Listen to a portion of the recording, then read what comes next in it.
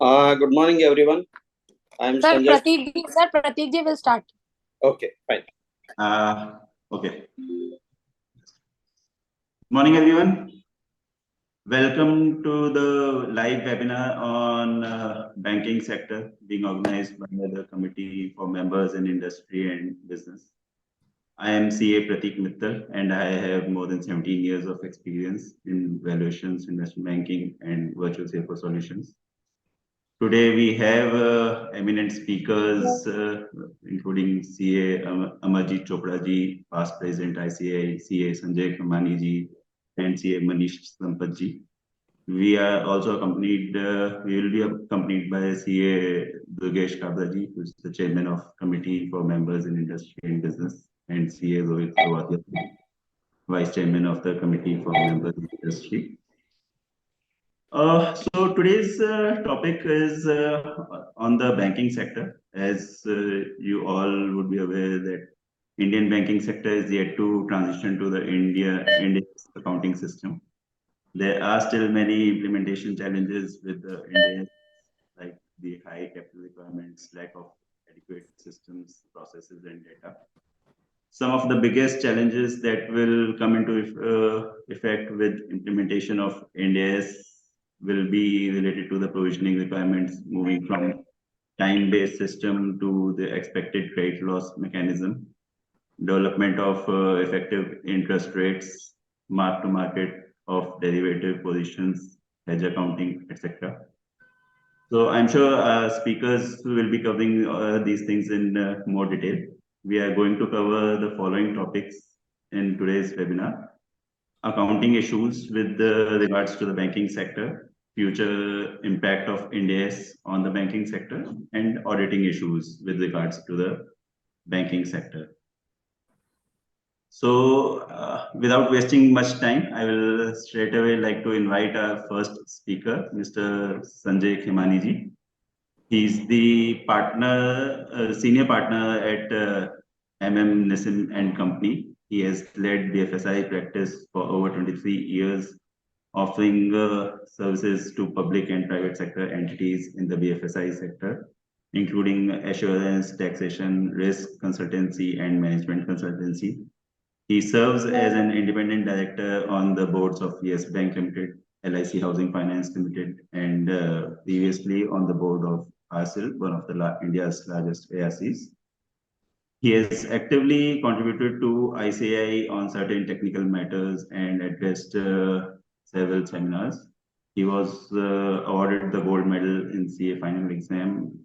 He is also a qualified company secretary, holds a diploma in system audit, certificate in forensic accounting and fraud prevention, and is a registered valuer for securities and financial assets.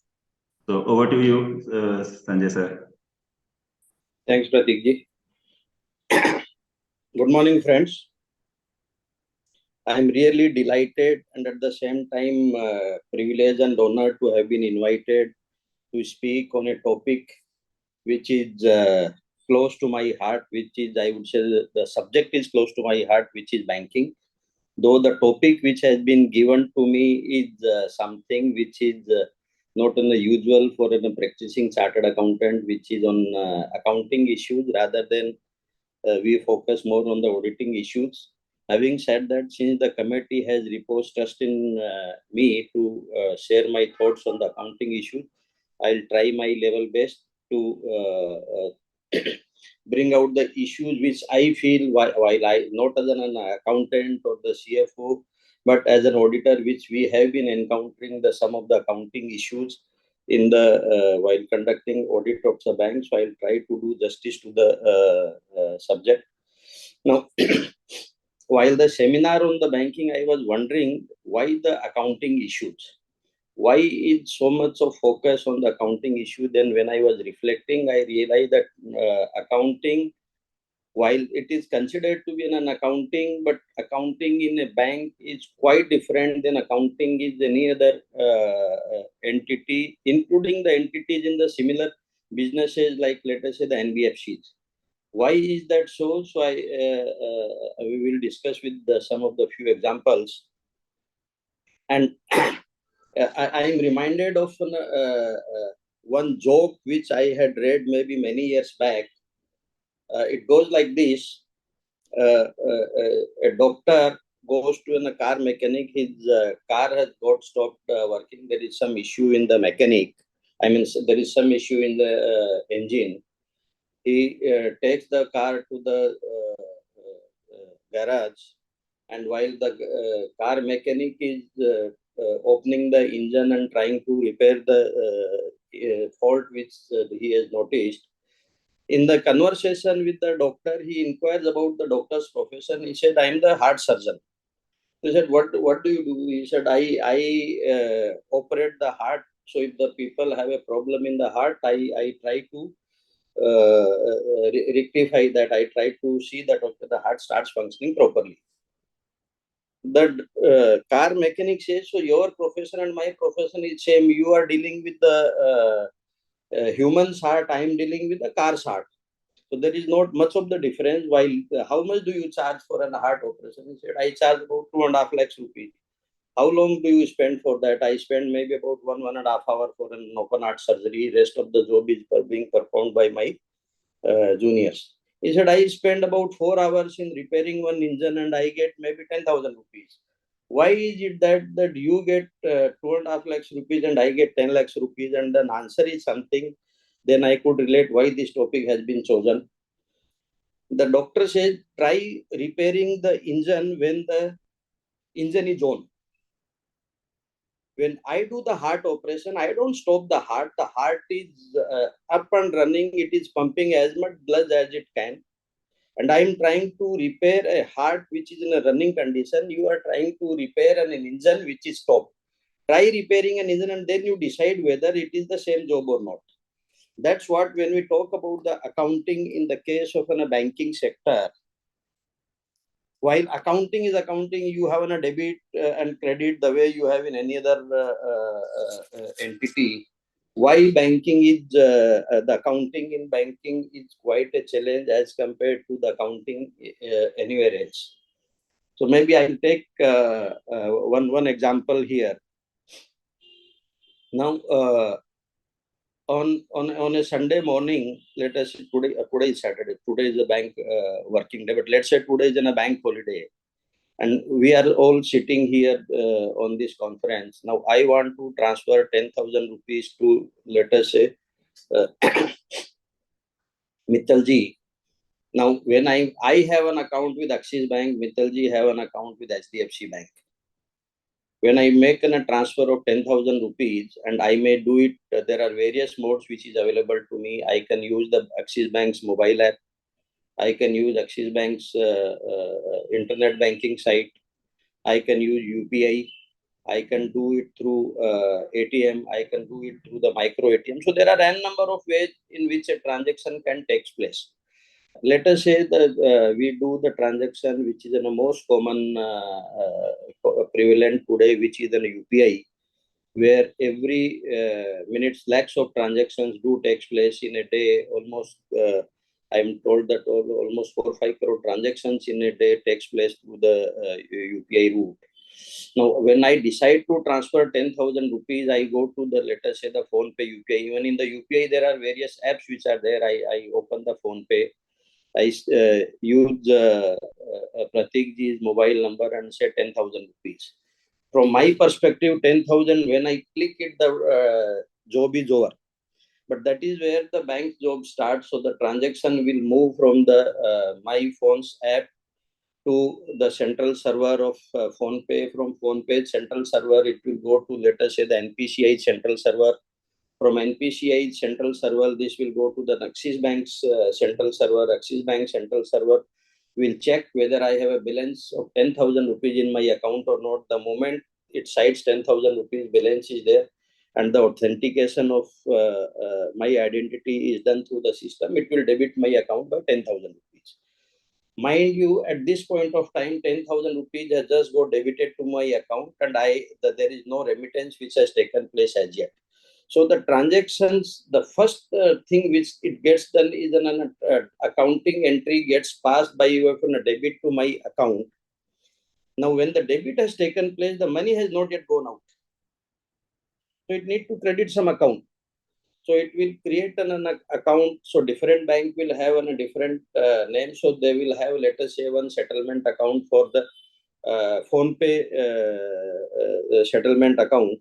So this amount will get credited to the PhonePe account simultaneously, even before the money has got transferred. Then it will send the signal back to the NPCI. NPCI that okay, that you can transfer 10,000 rupees from this account. Then NPCI server will talk to HDFC Bank server where Pratik ji has a bank account, and then 10,000 rupees will get credited to the Pratik ji's bank account, and all these takes place maybe in a matter of seconds, 3, 4, 5 seconds. I mean, I'm not too sure how long it takes, but it doesn't take more than that. The accounting entry at the end of HDFC Bank also get passed then and there by crediting Pratik ji's account and debiting a similar kind of a settlement account. Mind you, the payment has neither Axis Bank has made payment so far, nor HDFC Bank has received any payment, but the amount has got credited to Pratik ji's account and debited to my account. Now, these kind of transactions will take place throughout the day, and the volume of the transaction is such so large that one settlement account may not be sufficient to cater to all these kind of transactions. So, different banks, depending on the volume of transactions, might have multiple settlement account for the same type of transactions. And periodically, when I say periodically, during the day, as and when the transactions are settled. And how do the transaction get settled? Transactions will get settled at through NPCI. Now, NPCI is neither a bank nor any financial institution. It is just a technology provider, and it doesn't have an account of HDFC Bank. It doesn't have account of an Axis Bank. So what does the NPCI do? NPCI will send these transaction details to the RBI, where both these banks maintain their bank account. RBI will debit at the instructions of the NPCI the account of Axis Bank, and credit the account of the HDFC Bank. So in the process, there are multiple accounting entries and the transactions which have taken place. Though from a common man's perspective, there is only one transaction which I did was 10,000 rupees. I have sent it to Pratik ji.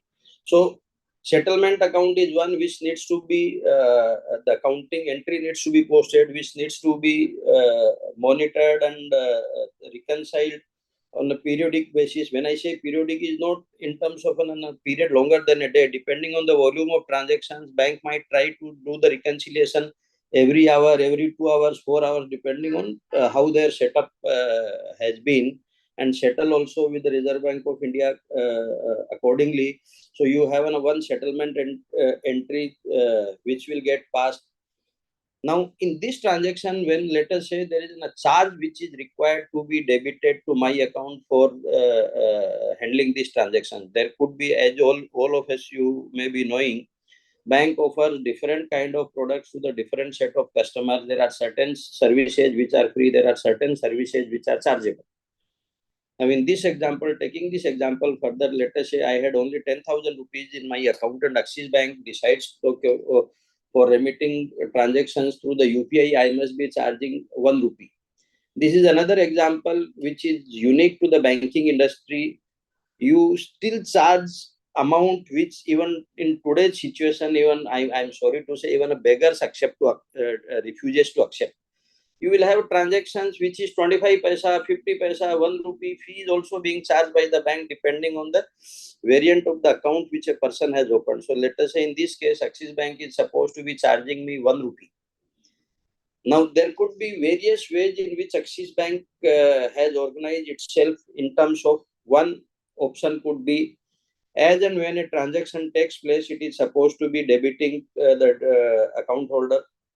Second way could be, at the end of the day, I will aggregate all the transactions and I will charge all the charges either individually, or I will charge it cumulatively for the day. Or some of the bank might have a practice that all charges in a month I will charge on a consolidated basis, and then only account for it. Now the services have got rendered then and there. The charges if let us say, I'll take this example further. I had only 10,000 rupees. Now, 1 rupee is something which is required to be debited by the Axis Bank to my account. And I don't have balance in my account. Because I had 10,000 rupees, I have already transferred the 10,000 rupees to the Pratik ji's account, and now there is no balance which is left.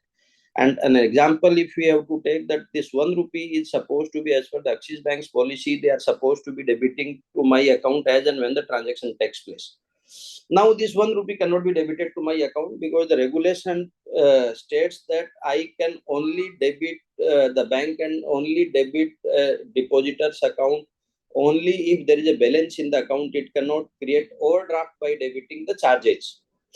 Now, 1 rupee which Axis Bank is supposed to be recovering along with 18 paisa of the GST, the question will arise, okay, whether 1 rupee will be created as a receivable by the Axis Bank and income will be accounted and GST will be accounted. That would be one scenario which is very, very peculiar in different banks.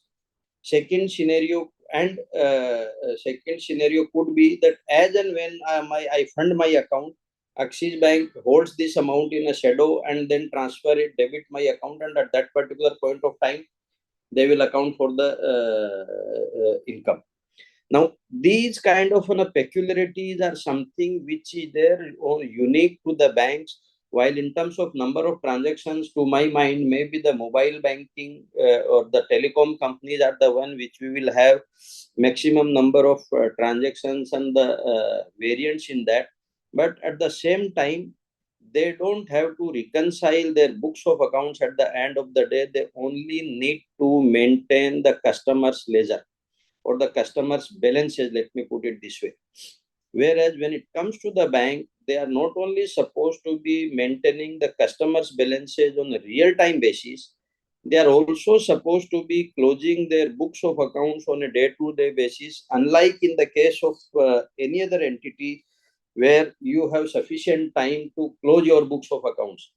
Those of us who are into accounting part, if you see that, okay, many of the companies, you will be able to post an accounting entry, of course, with these new regulations on the Companies Act coming in, where the auditors are required to report on log and all those things. Otherwise, generally, before the period close, people could have posted an accounting entry. In fact, even Tele today also permits till the time the period is closed, the accounting entries can be posted even in the back date. But in case of a bank, there is no way an accounting entry can be posted in the back date. So there is a concept which is unique to the banking industry, is something which is called in a concept of value dating. While some of the ERPs do have a system where you have an accounting date and you have a booking date, there are two different dates which are there in this. But value dating of the transactions are something which is very, very common and which also poses an accounting issue from the CFO's or an accountant's perspective, that whether the bank should consider a book dated trial balance or whether the bank should consider the accounting, value dated trial balance. So to give an example, this becomes more complicated, particularly if the bank is also engaged into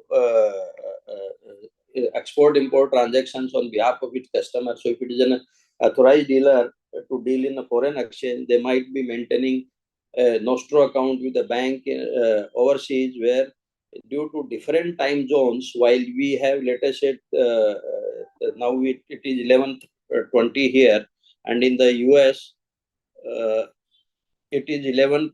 So we are on 7th of October. In the US, it is still 6th of October. So the transaction which is being taking place in the US will get posted on 6th of October, whereas we are already here on 7th of October. Right. So these kind of challenges which are unique to the banking industry, because this works on 24/7 basis, which is not the case with any other entity as far as the accounting is concerned. That's one bigger challenge. Second challenge, which also the accountants has to deal with, is a multiplicity of the systems which the banks has. So most of the cases, the accounting systems is, let us say we have an ERP, so you will have either the SAP or the Oracle, or maybe our own homegrown Tele ERP. But when it comes to the banks, you will have multiple systems, like you will have a core banking system where yours and mine accounts are being maintained. You might have a separate system for the credit card. You will have a separate system for the internet banking.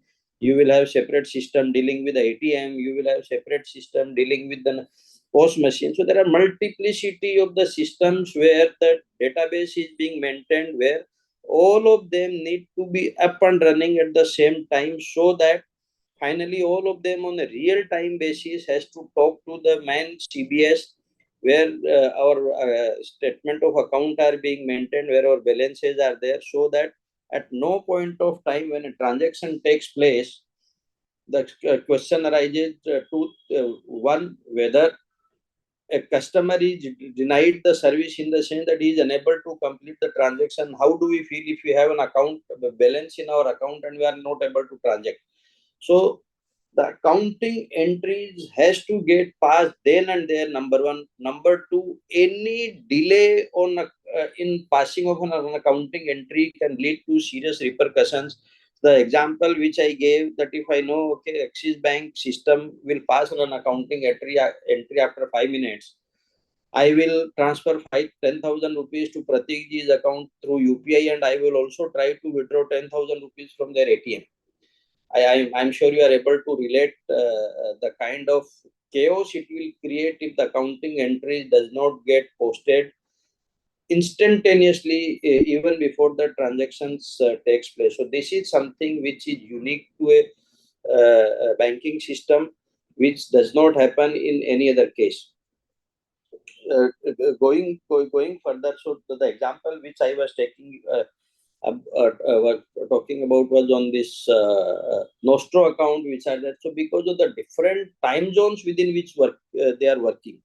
Now the question arises whether the transactions which has taken place on 6th of October, because it is still 6th of October in New York and we are on 7th of October, whether we should be considering that transaction on 6th of October, or we should be considering the transaction in our books on the 7th of October, while on a regular basis, it may not make a difference, but on a cutoff date, on the balance sheet date, these kind of accounting issues every accountant has to grapple with. More so, but even if, so I'll take the example little further. So we have an ATMs which are there all across the country, and there are various types of the ATM, bank owned and managed ATM. You have a brown label ATM, you have white label ATM. In some of the ATMs are owned by us, cash belongs to somebody else. In different types of ATM, cash and the machine both belongs to the third party. The cash which is there, while those cash is in my custody, whether I should account for that cash as a cash on hand, or the cash which is mine but it is lying in somebody else's ATM, whether should I consider this as the cash on hand. So these kind of unique issues which are there, and more so when I'm closing, all these ATMs are supposed to be linked to a branch. I close it, let us say on the 31st of March, I will close this on 7 o'clock or 8 o'clock, but the transactions will take place subsequently. What is the cutoff I'm supposed to be taking? Should I take the cutoff of 11:59, or should I take the cutoff of 8 o'clock? So these kind of unique situations which one will encounter only in the case of banking companies, not in any other case.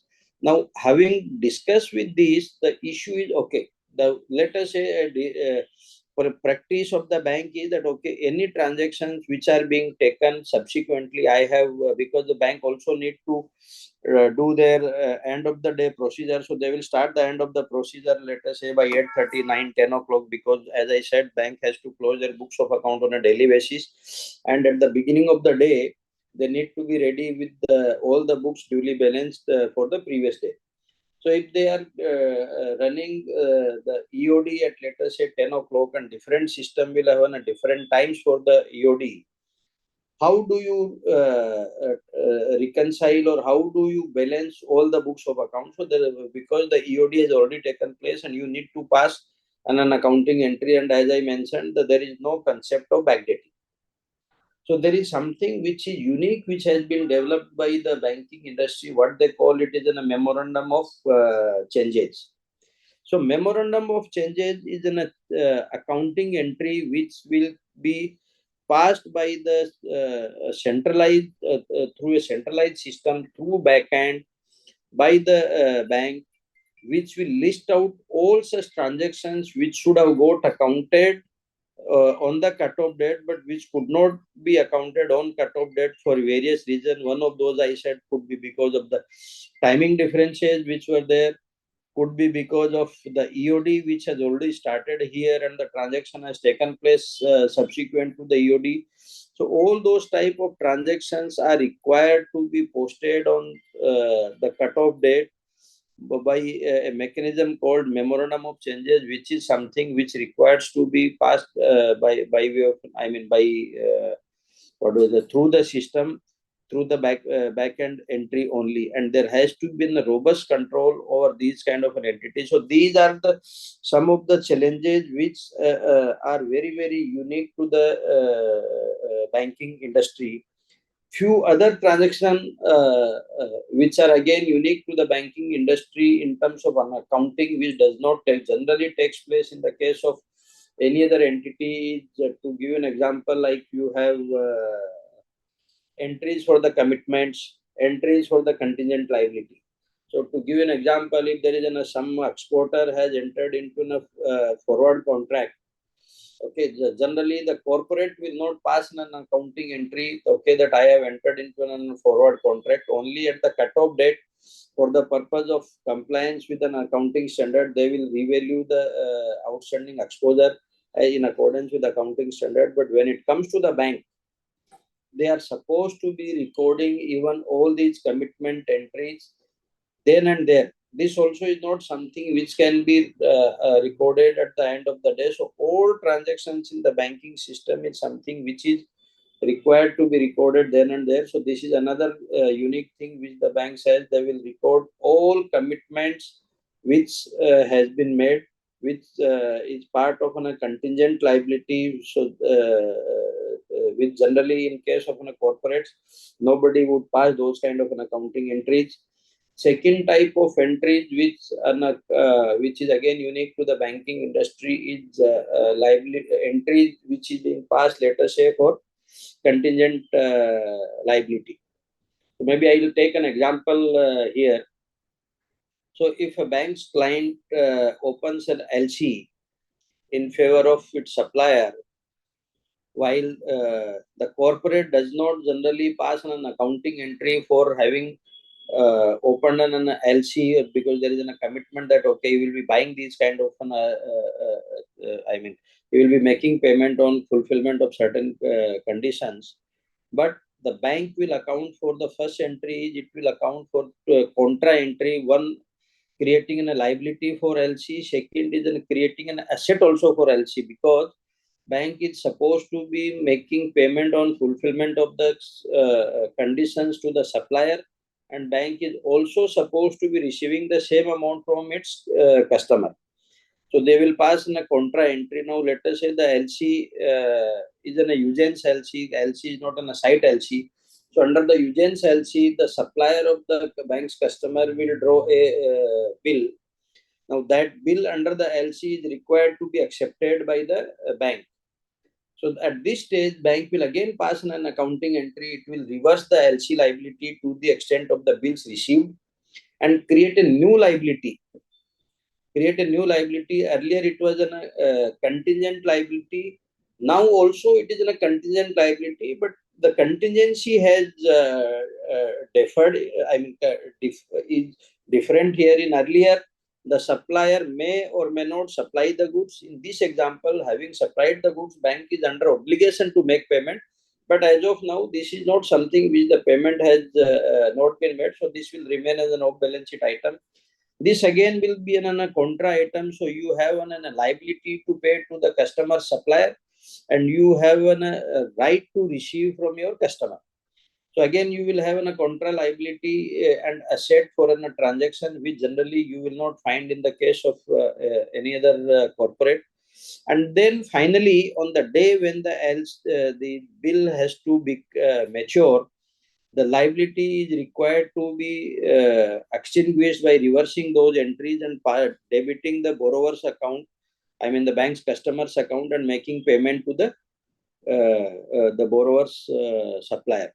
So for one transaction, you will find multiple sets of entries and various stages which are there, which you will not find in case of a corporate entity, because they will simply pass an entry only when the goods are received, and then the second is only when the payment is being made. This is by and large the practice which is being followed in the corporates. But as far as the banks is concerned, that's not the way it works. Every activity which has a financial implications is required to be recorded, and not only recorded, it is required to be recorded on a real-time basis, because the the entry is the backbone of all the returns which the bank is required to be filing with the regulator. As all of you know, banking is something which is backbone of any country. And if the financial system doesn't function, the company, I mean the country can no longer survive.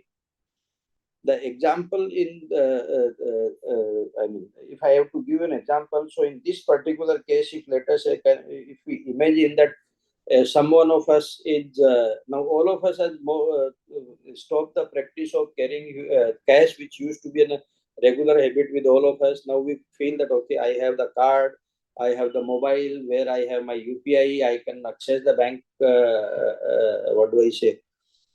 These apps through my online. In fact, the younger generation, particularly the new articles which we hire, and when I interact with them, people don't have the basic amount for paying to the rickshaw fellow also. They are looking at for this. Now, imagine a situation where for few minutes, the bank system is not functioning. Or though the bank system may be functioning, but the accounting is not happening.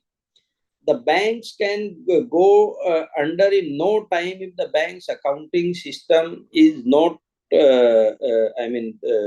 updated on a real time basis. I'm reminded of an old saying which I used to hear when I was in my schooling. There is one saying in Hindi, or I do not know whether it is Hindi or Marwadi. It used to be "पहले लिख पाछे दे भूल पड़े कागज से ले." So which was basically an essence of accounting which our forefathers used to follow. This is precisely what is being followed in the banking industry. The example what I gave is the pehle leak means the first you will debit my account before it is being the money is being parted with. So that's a bedrock of banking on which the entire accounting principles of the banking on which the entire banking industry has been functioning on that. Now, few of the other things which may be, while there are so many unique things as far as the accounting by the banking industry is concerned, some of the other things may be relevant for me to highlight here. Is let us say that NPA, some of those people who are in the banking industry, either as an employee or doing an audit of the bank, must be aware that if a borrower does not meet its commitment for a particular number of days, there are various situations which are given there. The account would turn to become an NPA, and as per the regulatory guidelines, if an account becomes NPA, then the bank is not supposed to be levying interest. Whatever interest which has got recovered is required to be reversed. Now, these are the regulatory guidelines which every bank has. At the same time, particularly more so in the case of the private sector bank, when the account becomes NPA, the bank would not like to stop charging interest, because bank doesn't want to give a feeling that now that you don't have to pay any interest, now that is free money. If the interest is not being charged, there is no incentive, rather it is all the incentive for borrower not to pay. So the private sector bank will keep charging the interest, even though the regulatory guidelines says you are not supposed to be charging interest. So how do you handle such kind of a practice from the accountant's perspective? Because the borrower accounts has been debited. So these are all something which is called on a pro forma accounting entries, which are being again something unique, which is there in case of a banking industry. While I remember when initially I used to do you use Tally, there used to be a concept of pro forma entry. I do not know whether it is still there or not, but I have never seen somebody using those kind of pro forma entries. But in banking, this is something which is very, very unique and common. So the example which I gave you, that if somebody's account, some borrower's account has become NPA and bank need to charge the interest. So first, before charging the interest, there is an unrecovered interest which is there, and there are unrecovered charges also which is there with part of the balance. As per the regulatory guidelines, they are required to be reverse those account charges, because those have not got collected. So the concept is that if the borrower is unable to meet the commitment, everything is required to be recognized as income only when the amount has got realized. Now, since these amounts have not got realized, the bank is required to reverse it. While public sector bank does it very, very simply, they will credit to the borrower's account and debit to the charges account, or their income account, wherever whichever was credited. Private sector bank have, most of them will follow a different model by which they don't credit to the customer's account. At the same time, they would like these charges to be debited to their income account, because that's what the RBI guideline says. So they will end up passing an pro forma entry, the accounting entry which is there in the case of the borrower's account would become a pro forma debit. They will pass an accounting entry which will debit to their income account. Okay, and they will also create a control account for tracking all those kind of situations. So they will have one control account which is required to be maintained, which will have a contra balance of all those reversal which has taken place. So when you have the debit in the borrower's account, which is a pro forma, and credit in the GL account, which is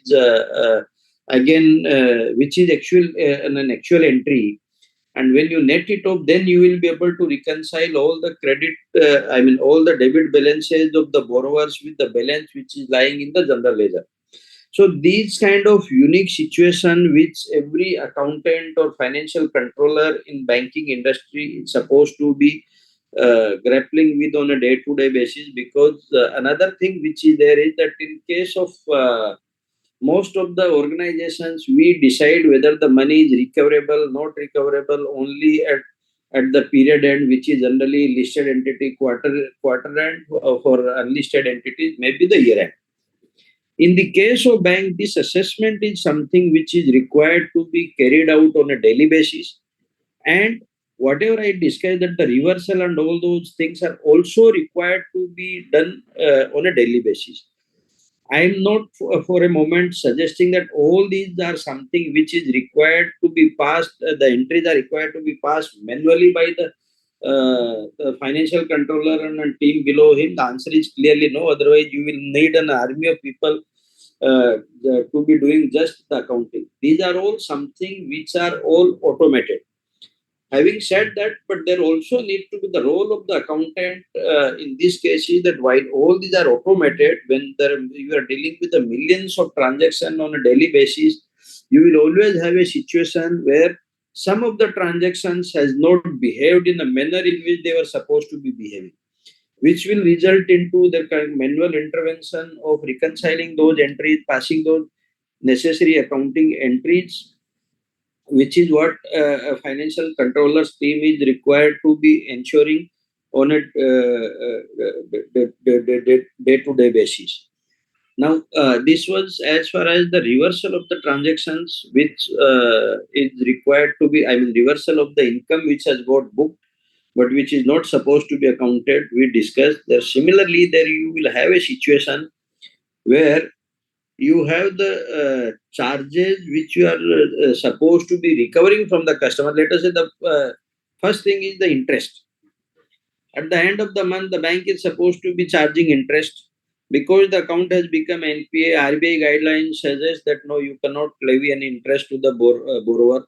At the same time, bank doesn't want any right to recover interest to be foregone. So they will debit to the borrower's statement of account. So the borrower's account will show the interest. But at the same time, the bank's books will not show that interest. So while the single entry is being posted in the borrower's account, the corresponding entry will not go to the income account. But at the same time, a pro forma entry will get passed by which we will have all these entries which have though got debited to the borrower's account and which has not got passed to the income ledger will be parked in a separate pro forma account, and so that when we take a listing of all the borrowers, aggregate that and then deduct it from this pro forma account, then that is something which will match with the your general ledger balances of the outstanding dues from the borrowers. So this is again something which is very unique, and something which happens only in the banking industry.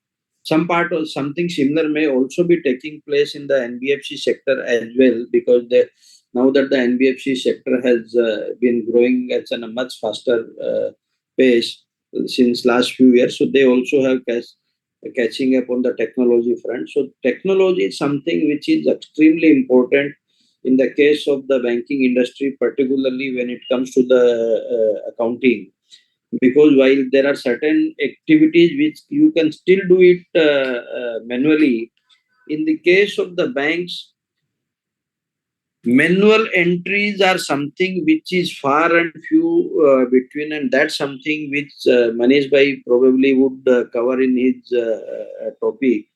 During the course of the audit, every auditor is supposed to be looking at what are those manual accounting entries which has been passed by the management during the course of the quarter or the year. Now, another unique feature which the bank might also have. So, I am taking the examples which are very common, which each one of us have been experiencing it on a day-to-day basis. I am not suggesting that these are the only things. I mean, there are so many more complicated type of the transactions which will throw its own challenges in terms of accounting. I am also not discussing something which is unique, I mean, which is common in every industry. So that's not something which I need to discuss. But few things which is common everywhere else and uncommon in the case of bank, maybe I'll also highlight. So generally, in the case of the any large corporate, we will have your suppliers ledger. In the case of the banks, generally banks do not maintain any suppliers ledger. So to give an example, if I am one of the, let us say I am Infosys, and I run the core banking software of Axis Bank, and I am supposed to be charging on a periodical basis various charges. Is there any account of Infosys in the books of the HDFC Bank as a supplier? The answer is no. They don't maintain any such ledger, which generally a corporate would maintain of the every supplier. So this is quite different, which we are accustomed to when we look at the corporate. We will never find a supplier's ledger in the case of the banking companies. So I was coming to the charges accounting also, when we discuss reversal of the charges and the charges which are supposed to be applied in the case of the NPA borrowers. We also have situations where the charges are also required to be recovered for various activities, which could be event-based activities, which could be period-based activities. So you have certain products where the charges are required to be levied on a monthly basis. So you have let us say one particular variant of current account being maintained by a depositor where the bank has fixed charges that, okay, I will charge you 50 rupees per month for all kind of charges.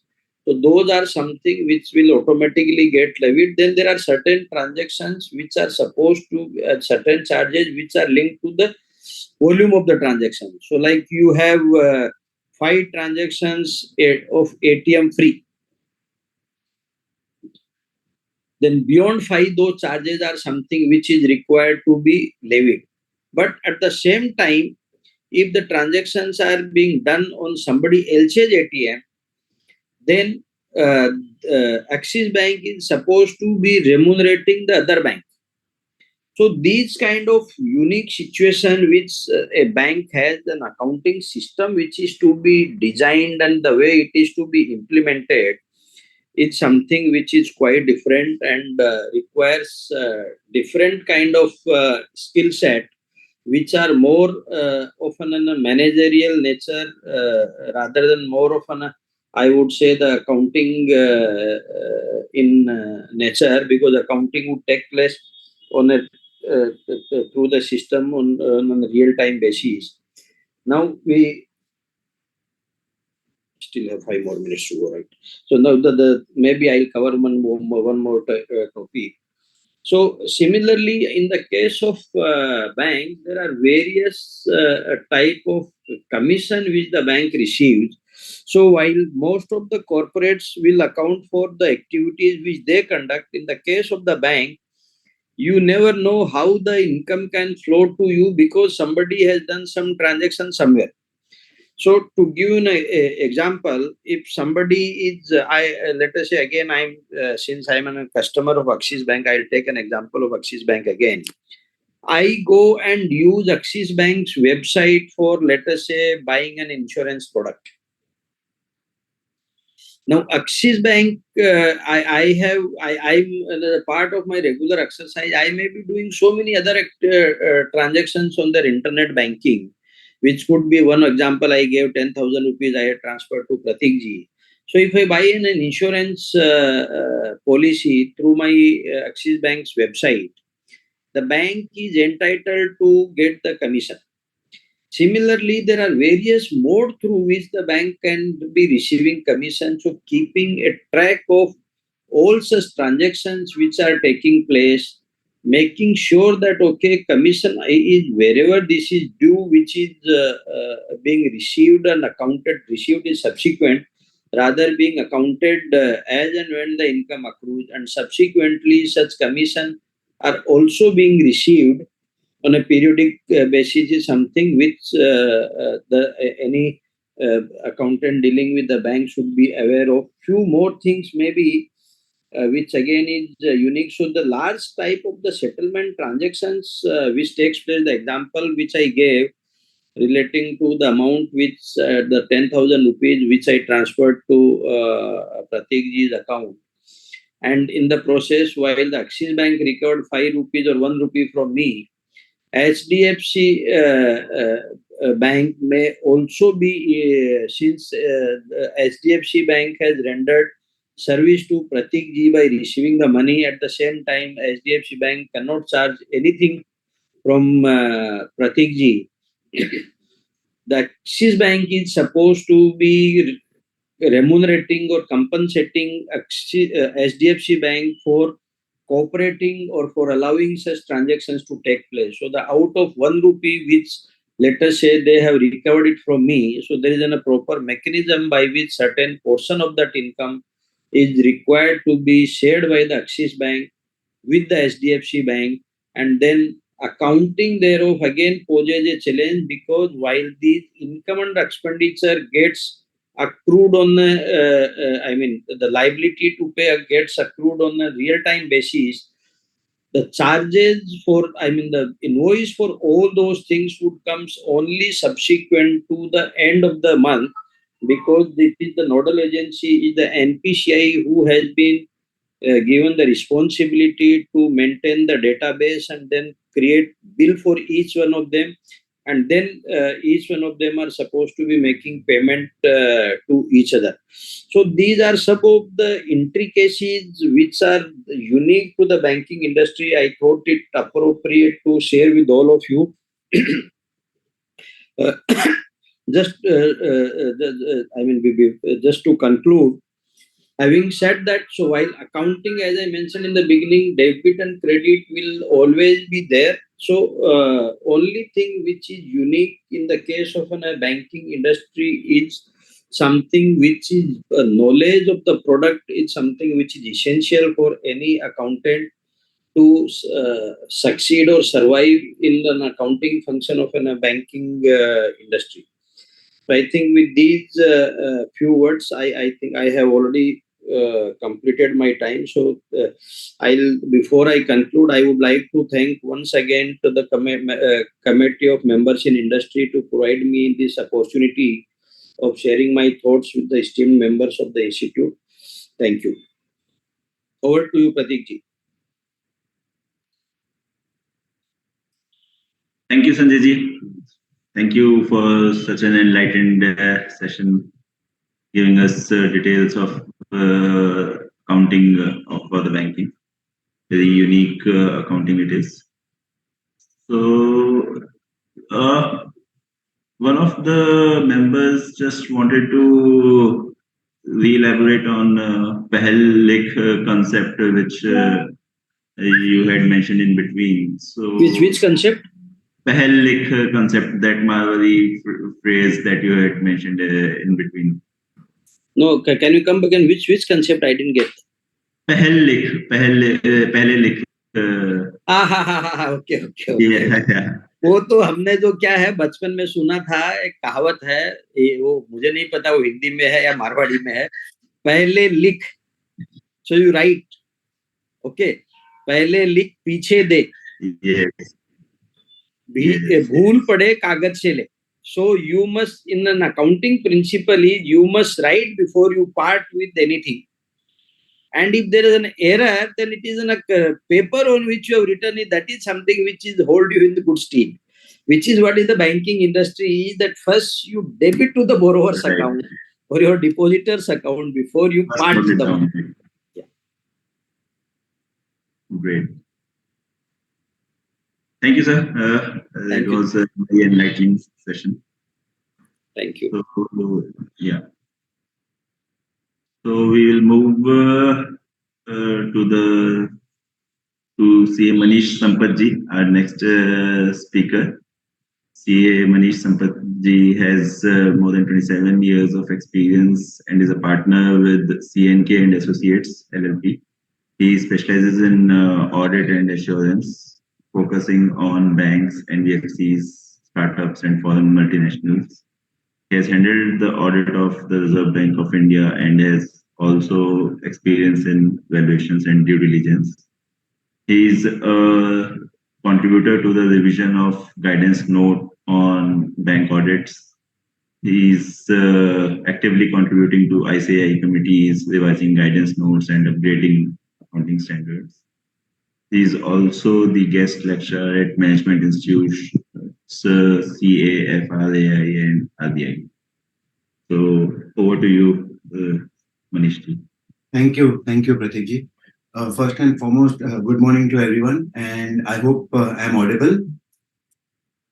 Yes, you are. Yeah, I have a small presentation which also I would like to share. So, can you see that? Yes, we can see it.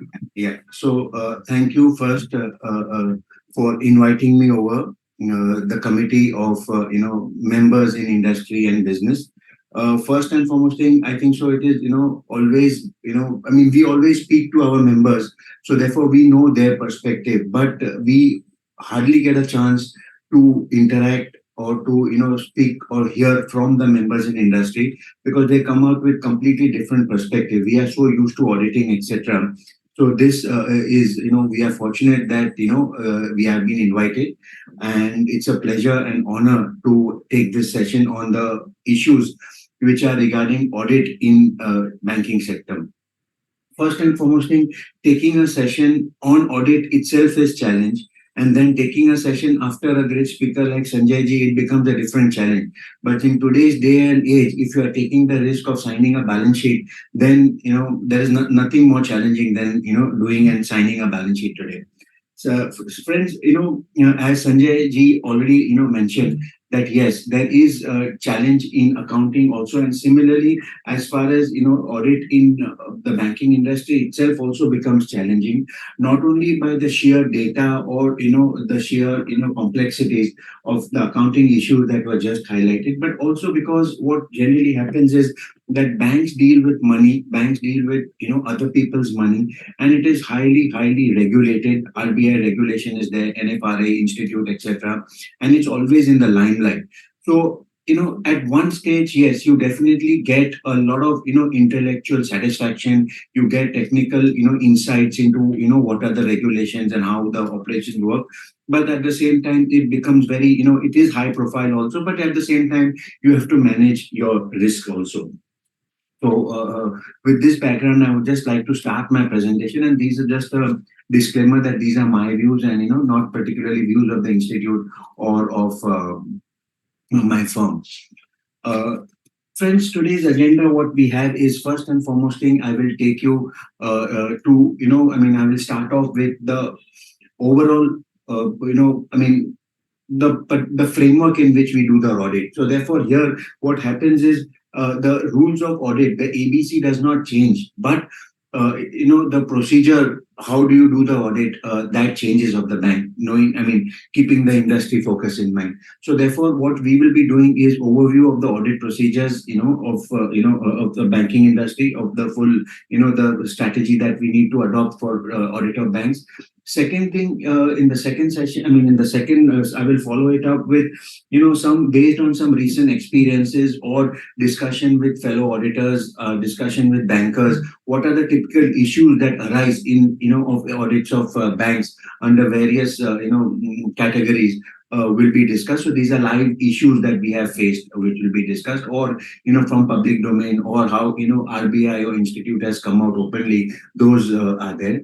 Then briefly, I will be talking about the upcoming challenges that are there in the banking sector, and then what recent regulatory developments have happened in the banking sector, which, and as an auditor and also as an accountant or a banker, that we need to keep in mind. So this is so now coming to the overview of the regulatory framework. Yes, as I told you, first and foremost thing, as per the standard on auditing, awareness of how do you comply, or how do you, take care of the rules and regulations regarding surrounding an auditing. You need to keep in mind that if you are doing an audit of a private limited company or a public limited company, you need to basically look at the Companies Act and the other commercial laws. But when you're doing audit of a bank or a banking company, a whole gambit of commercial laws and regulations you need to keep in mind. Yes, primarily, or the principal governance or governmental regulation comes from the Banking Regulation Act and Reserve Bank of India and the various master directions, circulars, notifications, press releases that RBI comes out with. But not only that, but if the audit of that banks that you are doing is listed, then you need to also keep in mind the LODR requirements of SEBI, etc., and other security acts. Companies Act provisions, no doubt, without that, so all application, all provisions such as CSR, IFC testing, etc., are applicable to companies. For the bank. And last and most important, as an auditor, you also need to be abreast or updated with the provisions of FEMA or the IBC code, or the PMLA, negotiable instruments, FRC Act, etc. So you need to have and update yourself with all the regulatory changes that are taking place in this full gambit. And friends, what I'm going to do is I'm not going to keep, my presentation today is keeping the statutory audits of banks as a whole and not particularly as branch audits, because what we will be sharing or I will be discussing over the next 45 minutes to 1 hour would be purely based on, statutory audit, central statutory audit of banks. So besides, overview, or besides, command on all the regulation, you also need to keep in mind, the dynamics of the industry, what is happening in the industry, what is happening in the economic, developments of the country. You need to keep in mind. One example that immediately comes to my mind is that until 30th of June, banks definitely have got exposures to NBFCs, to other banks. So therefore, a big development has happened in the banking and the NBFC sector in the recent past was that HDFC has got merged with HDFC Bank. So therefore, you need to keep in mind what these implications would happen. Because up till 30th of June, if you are doing audit of banks, and if any of the bank that you were doing audit had an exposure on HDFC, it would be had accounted for as an exposure on an NBFC and not as a bank. But post 1st of July, that exposure has come on the bank. So therefore, what regulatory changes you need to keep in mind, because up till 30th June, it would have, impact on the risk weight or the capital adequacy, provisioning, the stress sector, etc. So therefore, that needs to be kept in mind. So therefore, these are the challenges that when you do an audit of banks, what you need to keep in mind. Then typically, as I told you, when you are appointed as a statutory auditor of a bank, or when you are doing a statutory audit, typically what would that engagement require to do? What would be your responsibility? First and foremost thing, your responsibility would be definitely expressing an opinion on the financial statement. That's foremost. And whenever you do that, you need to keep in mind the requirements of all the standards on auditing, and your reporting responsibility principally would be governed by the SA 700 series, which talks about expressing your opinion. And if you are expressing a modified opinion or emphasis on matter paragraph, then 705, 706. And since many of the banks, or most of the banks, are listed, you would also require under 701, and 720 also has become compulsory. So therefore, you need to keep in mind, most of the banks today, even if you have a small public sector bank, definitely would have either a joint venture or an associate or a small subsidiary like an NBFC, dealing in those particular products in which the bank itself does not deal. So therefore, when you're doing an audit, you would also need an audit under the consolidated financial statements also. Then for banking companies, audit of internal financial controls with reference to financial reporting also is required. And as a statutory auditor, you also need to give an opinion on this particular financial controls over financial reporting, whether these financial controls are adequate and whether they are effective throughout the year. Friends, this particular requirement is coming from the Companies Act. But so far, if you are doing an audit of a public sector bank, then they are not governed under the Companies Act. So therefore, IFC particularly does not become applicable. And, if you see an audit report that auditors of public sector banks give, then this particular, aspect is not covered. But hopefully something will come out from RBI, because IFC testing and IFC audit becomes an important issue. And maybe, RBI will come out with some guidance for public sector banks. Then besides that, also you need to do certain annual certification which comes along with the RBI's appointment letter, that a statutory auditor needs to do an annual certification of a number of certificates, like for example, compliance of IRAC, and then automation, control over inter-office accounts, PSL, etc., etc. So therefore, that would be there. There is, we'll be spending a couple of minutes on that, because there has been some recent change which was applicable for financial year 23 as far as RBI has come out, and I'll be discussing whenever an auditor issues a certificate other than reasonable assurance, then what are the changes for that? Many of the banks are listed, either the debt is listed or equity is listed, or both are listed. So therefore, since it becomes listed, then you need to keep in mind the LODR requirements, the quarterly review reports that we need to issue under SRE 2410. That, along with the various industry ratios and the ratios specified under the LODR guidelines, also would be applicable. the next particular point is highlighted intentionally, which talks about, there was an internal communication, and this possibly is not, quite discussed, in the press, or not discussed, but yes, definitely the bankers are aware, and those auditors who are doing the audit of banks are also aware that RBI had communicated internally with all the banks, commercial banks in India, that there is a reporting requirement by the statutory auditor on on the reporting of specified critical observations or critical areas. So basically, also I'll be spending some time on this later on in my presentation.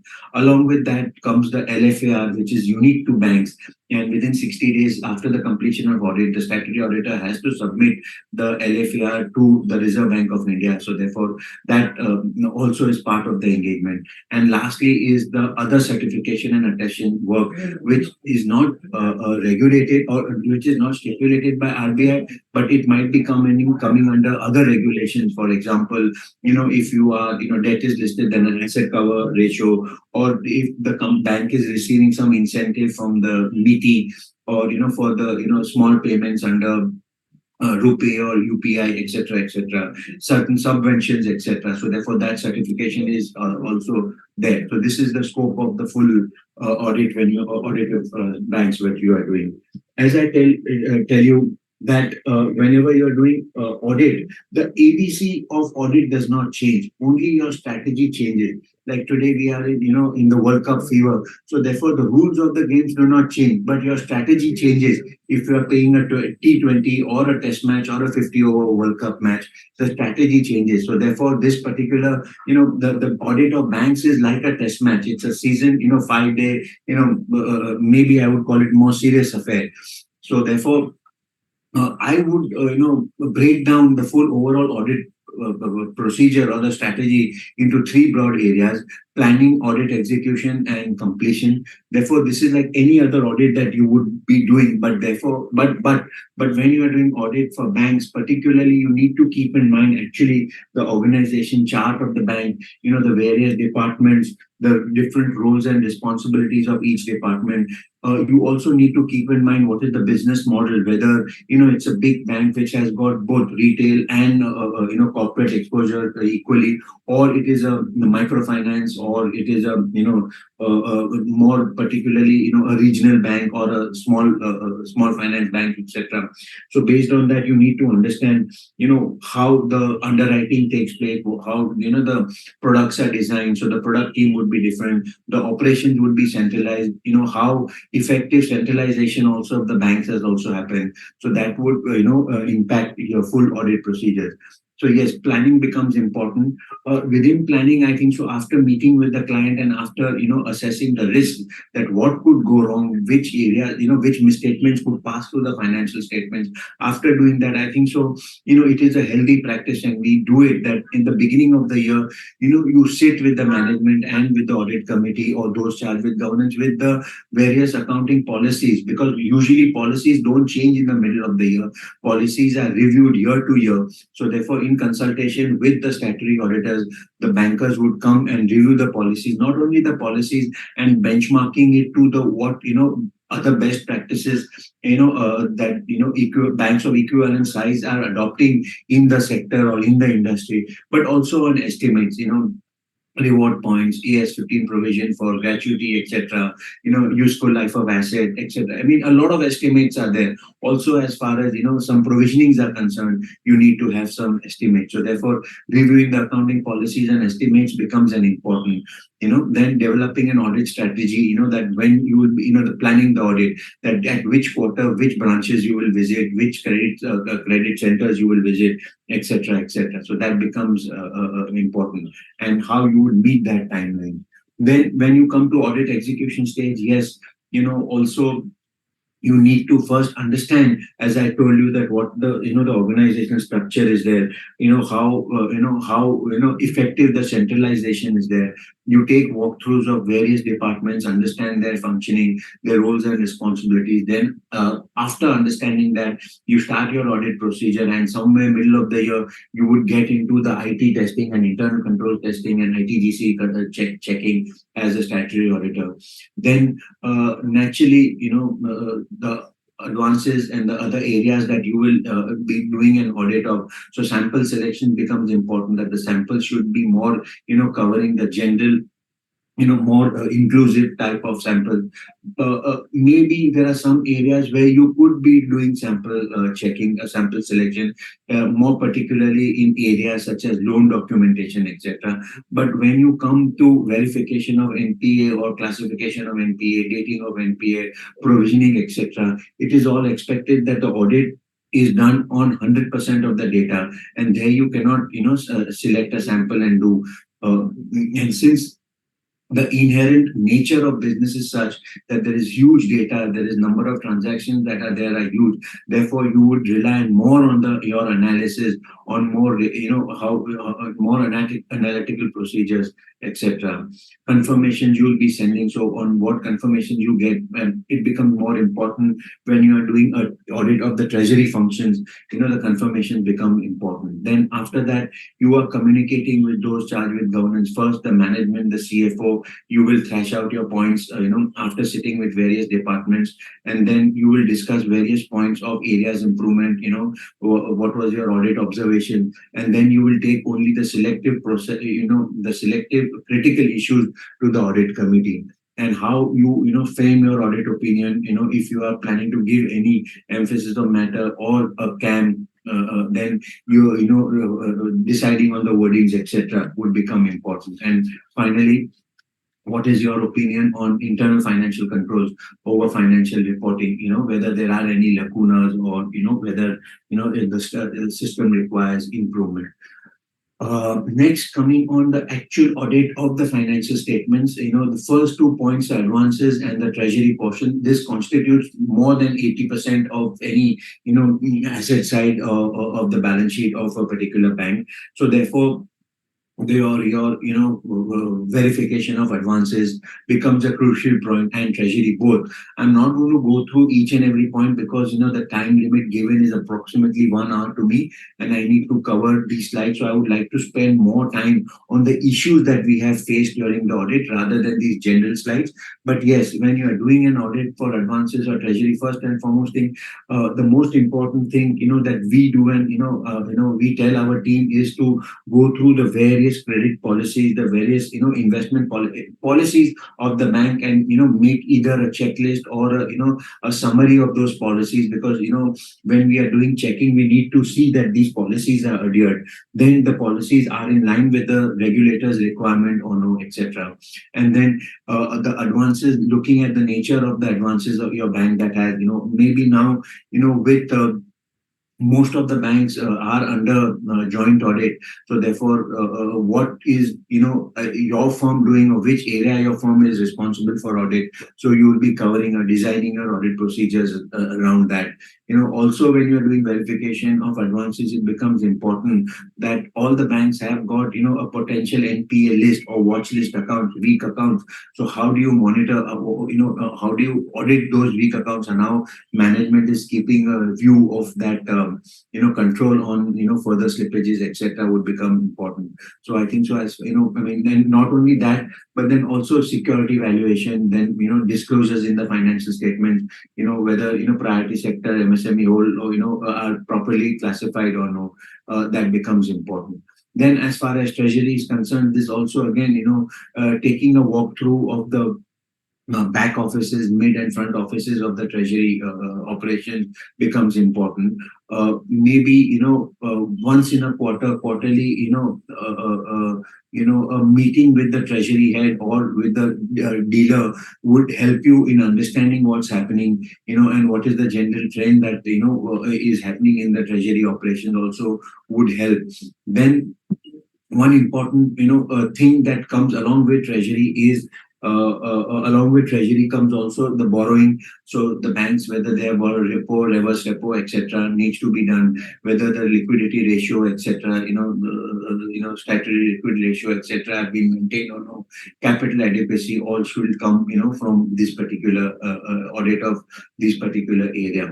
So that will need to be kept in mind. One important thing is till recently we all know that LIBOR was the competitive or benchmarking rate for all treasury operations and loans given in foreign currency. But now, universally, internationally, and as RBI has come out with transition provision, and now LIBOR is not not to be used.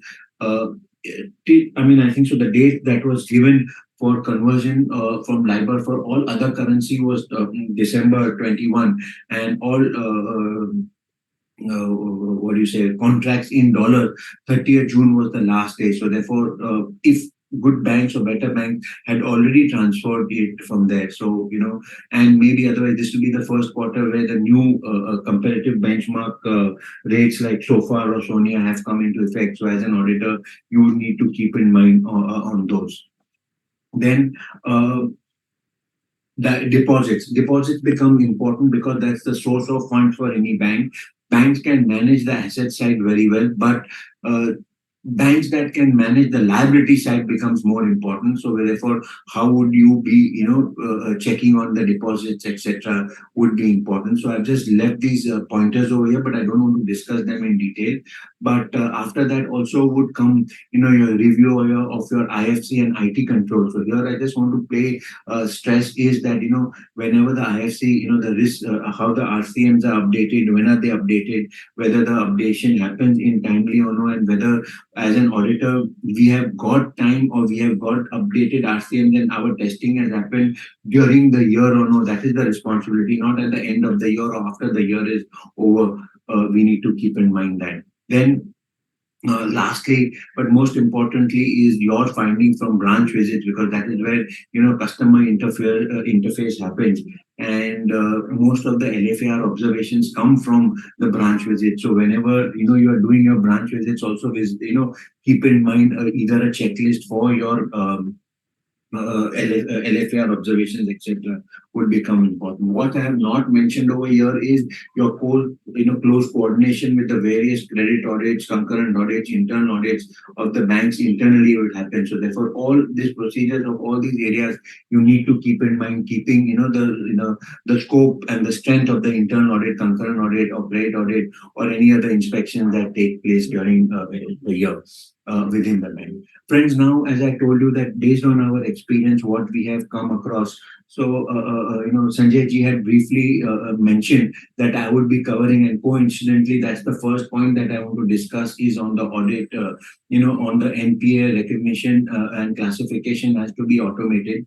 Since I think so past 2 years or so, this has become effective, and the RBI mandates that the NPA recognition has to be automated, has to be on real-time basis, and has to be as part of the year-end process. But there are certain challenges in some banks that we have identified, that though this is happening through a STP process, but when the reverse feed comes, there are certain delays which are observed in some of the banks or institutions where it's happening on T+2 basis and not real-time basis. This becomes more importantly because the aging of the NPA, the classification of the account once becoming an NPA, and the provisioning gets impacted. And more importantly, as a statutory auditor, on an annual basis, you also need to certify whether the audit process, whether the requirement of the particular circular of 14 September 2020 on automation is, the bank is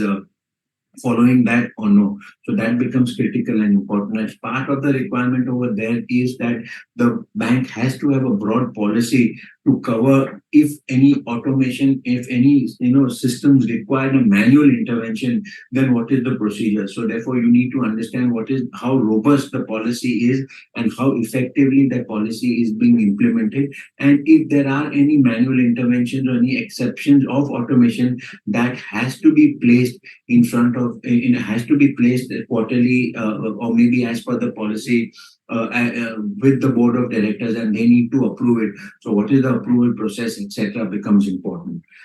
The another area possibly that I want to spend some time is on classification of accounts as NPA in case when you have co-borrowers. Typically, there is no guidance on this from RBI, or I think so from our institute guidance note also. But this particular observations we have picked up with various discussions with SSM. Whenever the supervisory, SSM inspections or audit takes place, annual audit of RBI takes place at the bank. This particular point of discussion was, and whether an account where a co-borrower is there with the primary account becomes an NPA, then what happens to the co-borrower's other accounts, linked accounts, whether those are also to be classified as NPA or no. This particularly comes because in case of co-borrowers, there is joint responsibility of repayment, and if the principal borrower defaults, then it becomes the responsibility of the co-borrower to make the payment. So therefore, regulators have taken a view that in such cases it is to be called as default, and since it is joint responsibility, therefore this would culminate, or this would be considered as a default by the other co-borrower. So just to make things easier, for example, there is a housing loan joined by husband and wife, and the husband also has a credit card, and the wife has a car loan, and the principal housing loan, which is under co-borrower or joint loan, becomes an NPA. Then the wife's account also, forget the husband's account because that's the primary borrower. Just now, that is not we are discussing, but the wife's account, which is also a joint responsibility, also should be classified as an NPA. So therefore, this is best practices that some of the banks have adopted. And once it comes discusses, or internally SSM see this point, this also will come across, also will trickle down to other banks or smaller banks who are not adopting this. So therefore, this has to be kept in mind, or in banks where you are doing an audit, or when you are in the accounting side of it and you're facing an auditor, you need to be aware that this particular point also is there. And here the challenge would be that how, at till what level you will go. Say, for example, the example that I gave you, the wife also has another joint account with the son, where the son is the primary holder. Then will you classify that also? So therefore, these all challenges of identifying co-borrowers, and again, to link it to the automation. How do you automate this linked accounts? And it cannot be a manual process, or you do a VLOOKUP or through Excel, because it's not going to be physically possible only to manually identify. So this is another critical area which I wanted to discuss. So therefore, this is what I'm leaving on the table for you. Then next is also what we have observed is, yes, in certain cases, currently in most of the banks, what is happening is, there is a system, the core banking system is there, and our NPA classification is happening through another program that runs on the data which is there in the original CBS. Say, for example, if you, some banks are commonly using D2K or Prismac or whatever it is called. So they pick up data from the core banking, Finacle or Fin1 or whatever you might be having, and then based on that, customer ID just now, two borrowing accounts of one common customer is getting picked up that way. But in some cases, we have also observed that some borrower are having, multiple or separate cust IDs, because that is where the system requires for creation, but they are having a common PAN number.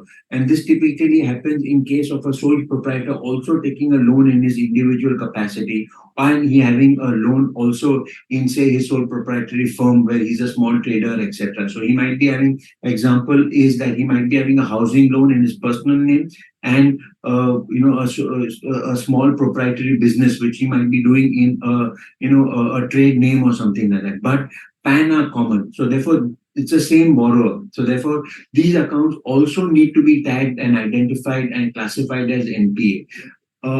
What we have observed in many of the cases, the PAN numbers are wrong, captured wrong. So it's a data cleansing issue. So if it's the same borrower account has to be classified as an NPA, and you cannot link it because you cannot, the wrong PAN numbers are flourished, or I mean, PAN numbers are fed in the CBS, then this particular, exercise will be futile because it will not be picked up. So this is where you have to be aware and, flag out this issue because this is an industry phenomenon. Then next issue wanted to discuss is on the out of order criteria. Here also we have seen many banks are following different practices. Uh, it was clarified in November 21 via the circular that how out of order criteria, how it works in case of CCOD accounts. So therefore you all probably are members in the industry, so you are more aware that how it works. But only point that I want to bring out over here is that one of the criteria is forget about the outstanding balance being more than the sanction or the drawing power, etc. That is taken care of. But the issue over here is on the last criteria that comes is that okay, you have an outstanding balance that is within the DP limit or it is within the sanctioned limit. But what happens is that the credits are not enough to cover the debits or the interest in that preceding during the previous 90-day period. Then it becomes a little bit of a stand that various banks have taken. Banks have taken various different stand. In term loan, what happens is that when the interest gets debited to a term loan account, a demand is raised in the system and it is tracked accordingly. But in CCOD account, this does not happen. So therefore, if you look at the clarification or the definition of the out of order, it talks about that the credits are not enough to cover the interest debited during the previous 90-day period. So is it a moving 90-day period, or it once the interest gets debited and a demand gets created, then you have to calculate 90 days from that demand date. If it's a moving, so therefore there are different various practice, stands that banks have taken. Some banks are treating it as a term loan, and they are calculating 90 days from the demand date, and some are taking it as a more dynamic period, and at any given point of time moving 90 days. So therefore, if you are doing audit of a bank which is following, which so maybe once the regulator comes to know this, maybe it might come out with a clarification or no. But just now, as things stand, this is what the various practices that banks are doing. More importantly, sometimes also what we have observed is that this particular criteria should be account specific, and if the same borrower has got excess credit in some other account, that should not flow here unless and until his instructions are there and he transfers the money here. So therefore, an excess credit lying in other accounts should not be considered while taking care of out of order criteria. Also, we have observed that some not eligible credits are considered. Say, for example, an account is closed in one ID and it is opened in another branch. Then the amount just gets transferred, and again there is a contra in the opposite side. Whether that amount gets included in eligible credits or no becomes an important thing. Then another area is also, whenever there is a bought out portfolio, or, whenever, the loans are originated by somebody like an NBFC and all that, and the banks has bought over or, has been assigned this particular portfolio. So what happens is that, exposure sits in their account, but the record for recovery, etc., is all done by the originator on the NBFC where has originated the loan. So this particular, the RBI or the regulator is coming very heavily on this and has asked the bankers that how they are dealing with that. And here what we have observed, see now that requirement for the November 21 circular is become equally applicable to housing finance and NBFCs also. So therefore, they are also required as a part of the DN process to automate the NPA classification and recognition. So here, what we have observed is in some cases, what used to happen is that there was a delay in getting information from originator, and this was happening in some cases. Also, we have seen that we've heard that some people were taking the data as back as the previous 30 days, And as a matter of prudence or caution, they were on the DPD of that previous month, they are adding 90 days. So even in this happens is that even that account has been regularized in spite of it being say 60 days or 65 days at the previous month. It might have not crossed 90 days, but since that information is not available, it was marked as an NPA. And then once the subsequently next month when the records come or the data comes, again it's get updated. So therefore this movement, it's actually not an NPA itself, but it is shown or reflected, and it gives a false that more accounts are falling as NPA and more accounts are getting upgraded. So this is more typical with a retail loan account, but that becomes important to keep in mind. And also what we have seen that some banks have really become very particular, and this information in the required format is coming as a day, and daily this information is coming, and they have cleaned up their book. Then the next point is on security valuation. I need not say anything much upon that, but yes, there I would guarantee and say that there would be no bank where this particular system does not require improvement or the improvements cannot happen. So based on our experiences, we have observed certain delays, where the security valuation has been done or certain securities have been disposed of or sold, but that updation does not happen in the core banking, the CBS system. So therefore, that could impact valuations and more particularly, more severely in NPA cases. So that you need to be kept in mind. Also, the quality of assessment of security valuation that is done by the operations team, the data that is available from the RMs of that particular borrowers, and maybe if the latest audited financial statements are not available and old balance sheet is there, maybe 2 years old, and that this is an NPA case, and last 2 years balance sheet has not come, definitely there would be deterioration in the value of security. So therefore what we were observing is that more particularly in movable assets, yes, immobile properties which are kept as securities, there is a more robust system of getting an updated timely valuation done. But in these particular cases, the provision for depreciation was not happening. So therefore, the haircut was not being taken.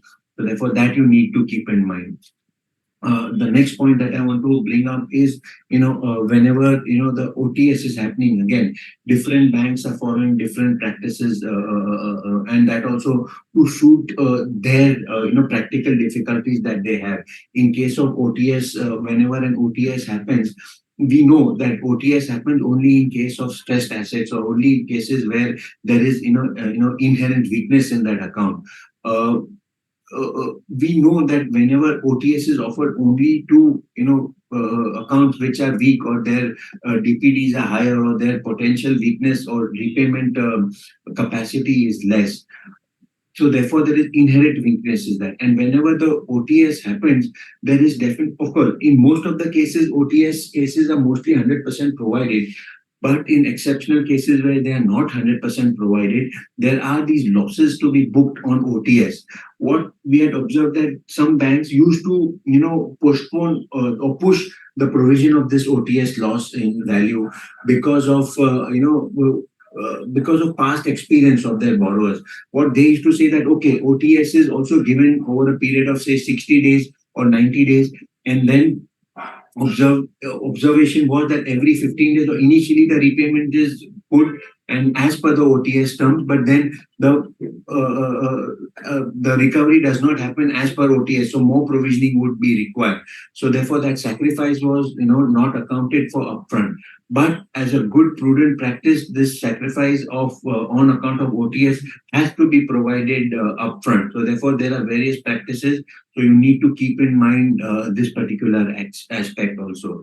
Then the next point also is on the credit review and verification of loans. As we know that as Central Statutory Auditor for public sector banks, yes, the top 20 branches have to be visited. As far as other thing, 15% of the gross advances have to be verified by the statutory auditor. So here what we have found is that there were certain amount of technical lapses that we found. in more particularly in fresh, in retail loans, fresh loans or disbursements were given to, technically written off accounts within, without keeping cooling off period in between. So, that machinery was not functional. So you need to keep in mind on that particular aspect also. One other observation, I think so, which is important that we had, observed or we are, came across is that, banks rely on some external service provider in calculating average, banking balances, and based on their average banking balance capacity, certain amount of loans are given to SMEs or certain retail investors looking at their cash flow of balances. This they use an external service provider, and this is used across banking industry. That is what I have been told. And there is a system bug, or there is a system problem in, or there was, because that system again is based on experience and based on inputs from banks. They are updating their software, and some not eligible credits which should not have been taken to calculate average balance were taken. So therefore the average balance goes wrong. If the average balance goes wrong and average balance goes more, then the credit risk or potential risk of such accounts, if going bad, are more. And this becomes more typical with digital lending, because there is no interface with the no quantitative credit analysis or underwriting take place. Only based on this engines and based on this BIUs, loans are dispersed, more particularly in digital loans. So you need to keep in mind that particular aspect. Next point also that we wanted to bring was the, this transfer to DEF. Again, this is not a new phenomena, but we have observed various different practices followed by different banks. And here only what we need to keep in mind is that assessment, what assessments to be done at DEF. So maybe these are the requirement of RBI guidelines is that if the account remains inoperative for more than 10 years, it has to be transferred to DEF. But some banks are doing this assessment on a borrower wise instead of account wise. So for example, if a borrower has got two accounts and one account becomes inoperative and it has got some balance in that, but the second account is operating properly, then they were not classifying the inoperative accounts for the DEF purposes, and the regulators come out and say that no, this has to be account specific and not customer specific. This particularly is important because a lot of client relationship or client hardship is there. So therefore you need to comply with the DEF guideline is also become important. Then another thing is while doing audit or verification of deposits, we've observed that there are certain mistakes in, say for example, date of birth was fed wrong. So when you have wrong date of birth, then naturally, or sometimes the system was not strong enough to capture, a wrong date of birth. So therefore it was, maybe, say 1900 or 000 was put. So it was classified, the accounts were being classified as super senior citizen, and if there is any fixed deposits kept by them, then undue. So we all know that senior citizens enjoy maybe a 0.5% or 0.25% spread more on normal as compared to normal fixed deposits. So there was leakage over here, and more benefit was being passed on.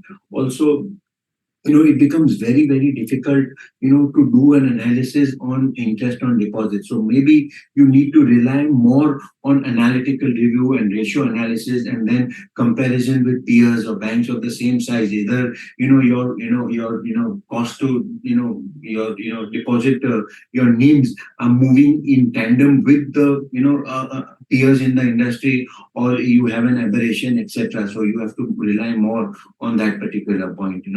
That's the clue as far as, because this is a too huge data to do. Then one, I think so, contentious issue also is on maintaining the investment fluctuation reserve. Now we all know that RBI requires, just 1 minute, I'll just continue 1 minute.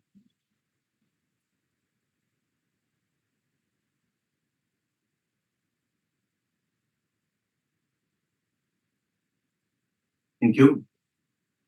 We all know that RBI guidelines just now mandate 2% to be maintained for IFC, and the expectation is that it has to be maintained throughout the year. Usually, since it is an appropriation from profit and loss account, what bankers used to do is that they used to do this analysis at the end of the year and then transfer 2%. But I believe that the regulators have observed and they are not fine with this, and they want this 2% to be maintained throughout the year. So therefore, some banks have started doing this on a quarterly basis.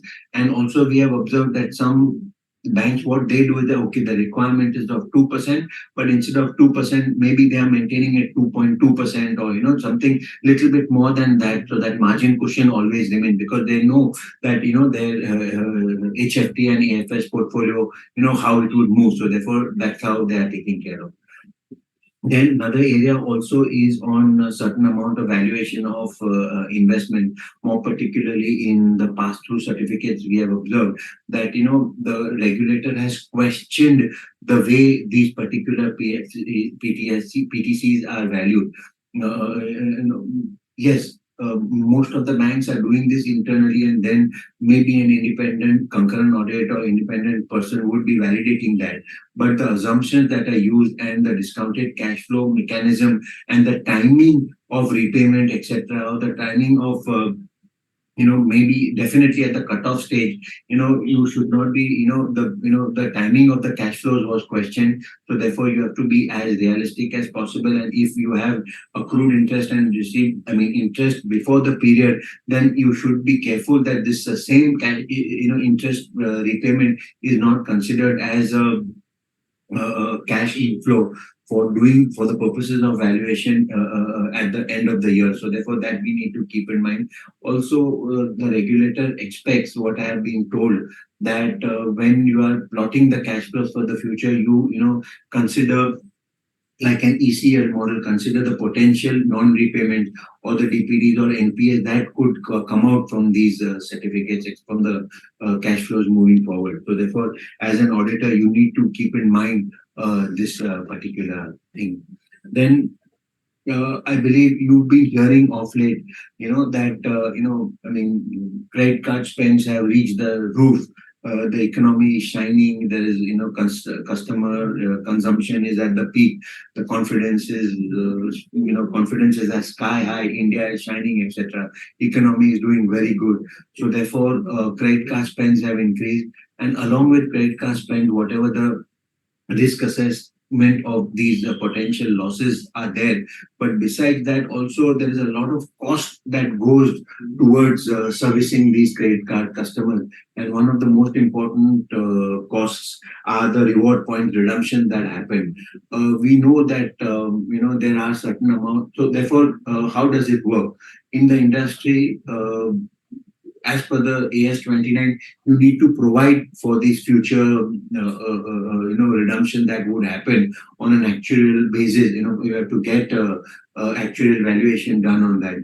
And for an actuary to give an assessment or give a figure to it or assign a figure to this, definitely would require certain inputs from the banker side, which would be what is the the fashion in which these redemption points are redeemed by customers, whether what is the expiry rate, etc. And based on that, they would determine what would be the cost of each reward point, and provision at the end of every quarter, or ideally every quarter is made in the financial statement. Here, as an auditor, you need to keep in mind that there are different reward points for different categories of cards. Certain amount of premium cards do not have any expiry points. So therefore, as an auditor, you need to verify what input data, what data points that the management is providing to the actual for valuation. So therefore, that needs to be kept in mind. And more particularly, this needs to be reviewed on a regular basis, because more retail-centric banks and having greater credit card exposures are coming out with different products every quarter, different cards, different categories of cards with reward points, etc., etc. So therefore, that needs to be kept in mind. Then coming to consolidated financial statements, yes, as an auditor, you will be sending regular, GRIs or group review instructions, etc., and you will be getting them from component auditors. It becomes most important that every time when you get these, GRI, you go through the GRIs and what the, observations of component auditors, of the subsidiary auditors are mentioned. That becomes important. And you need to see what impact that would have on your opinion on the consolidated financial statements. So, for example, suppose if there is a qualification or there is an, a disclaimer of an opinion in one of the subsidiaries or one of the, joint venture or etc. On a materiality basis, what impact that would have, that on a consolidated basis, that needs to be considered, etc. Again, as I told you, many of the banks have got subsidiaries or branches abroad. Many of the, naturally, definitely all these subsidiaries, definitely a bank cannot have a subsidiary of a bank. It would be either an NBFC or now more classically the larger banks have got a broking outfit, an insurance company, etc. So the format of financial statements are different. But you need to prepare consolidated financial statements as per the schedule of the Banking and Regulation Act only also.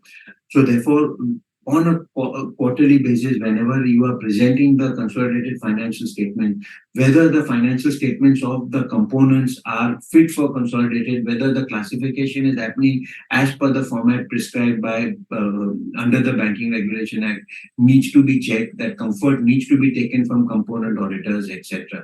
So these are the 3-4 important points that that you need to keep in mind.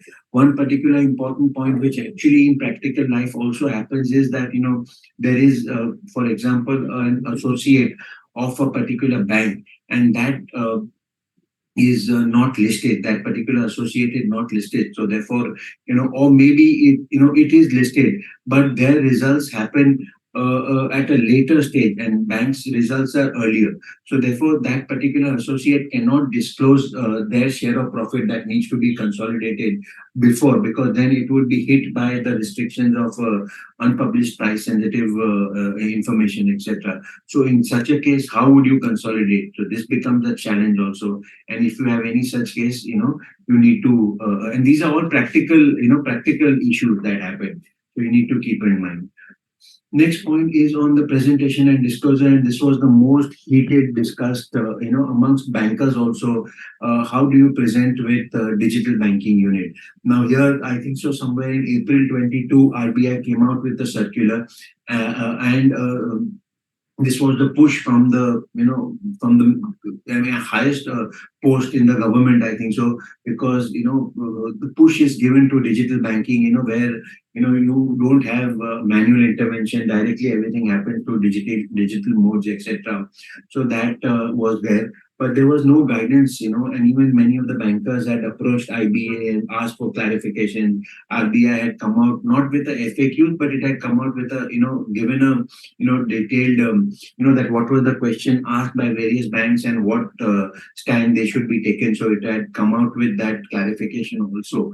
But in spite of all that, since there is no guidance directly from the regulator or from IBA, etc., different banks were taking different positions.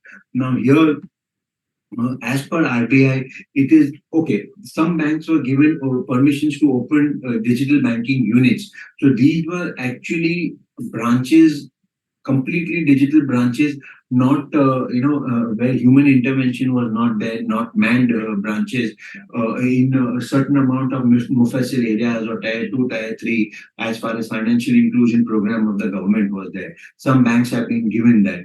And as per the RBI definition, RBI defined digital products, more importantly, digital banking products. So therefore, that particular thing is there.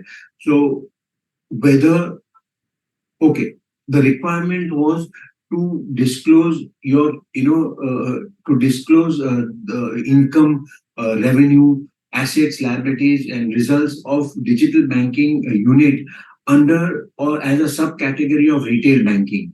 So therefore, that was the requirement. And under AS 17 segment reporting, how would you disclose digital banking? So some banks took a stand that you have to only disclose those items relating directly to the digital banking unit and made disclosures accordingly.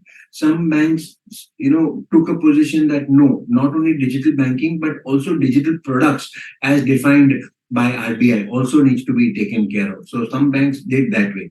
And of course, when this disclosure came for the first time, I think so Q4 was, when of course, some banks gave in the earlier quarter also, but since the matter became more, open and everybody had to disclose it, various banks have taken various steps. And, also different stands under the reporting under comparative period, prior period disclosures were also done. So therefore, this is what it is. Unfortunately, it is a good intention, to do, but various, and it's not serving the purpose, because like when we dealt with one of the banks which we are auditing, they said this does not serve the purpose because it says as a subcategory of retail banking only, but they have certain digital products for corporate also. But since it has to be a separate subunit or sub-segment of retail, they cannot disclose digital, revenue from digital products for corporate. So it says this is not, and segment reporting comes from how the management is tracking. But they say this is not how we are tracking our digital business. Our digital tracking that our audit committee and board tracks is completely different. So what I have given to understand, somebody tells me, is that also, there is a rethink on this. RBI has gone to the government and maybe some more clarification will come. And once that clarification will come, there will be more uniformity in reporting. Then, as I told you, disclosure of ratios have also become important because ratio analysis and more analytical procedures are integral part of audit of our, of audit of banks, because we rely more on that. But as and where we do, audits of various banks, and we discuss with fellow bankers and we discuss with fellow auditors, we come to know that again, here also there's a various practices. And, it's sometimes, strictly comparison between banks does not make relevant, because break relevance, because some banks, the way they calculate ratios, the way they, what they include in the numerator and denominator also changes. Some examples that I've given is that some of the banks, when they are calculating NPA, they are also including, credit substitutes, that is investments which are made in the nature of loan, also they are including. Some are not including that, and some are just taking purely on advances. Then, while considering numerator and denominator and net interest margins also, whether you take a moving average, whether you take quarter end balances, or you take monthly balances, average weighted daily balances, etc., also becomes important. So whenever you are doing these ratio analysis and doing comparison, keep this thing in mind. Next unique point that we faced is on reporting as from exceptional item. Now we all know that under Companies Act and accounting standards, you definitely need to disclose exceptional items separately. But financial statements prepared under Banking Regulation Act under the third schedule does not have this particular point. But SEBI LODR reporting has. So therefore, one particular instance where there was an exceptional item and had to be disclosed for SEBI, but for banking regulation, it need not be disclosed. So therefore, how do you deal with this is a typical case, and you need to take care of this. One more point that we experienced in that was that when you are calculating a materiality template or materiality matrix assessment, you are doing whether to include that item of exceptional in calculating or you exclude. So therefore, how do you deal with that? So therefore, there is guidance from, on that implementation guide on SA 320 on materiality talks about that. So therefore, this was an interesting aspect.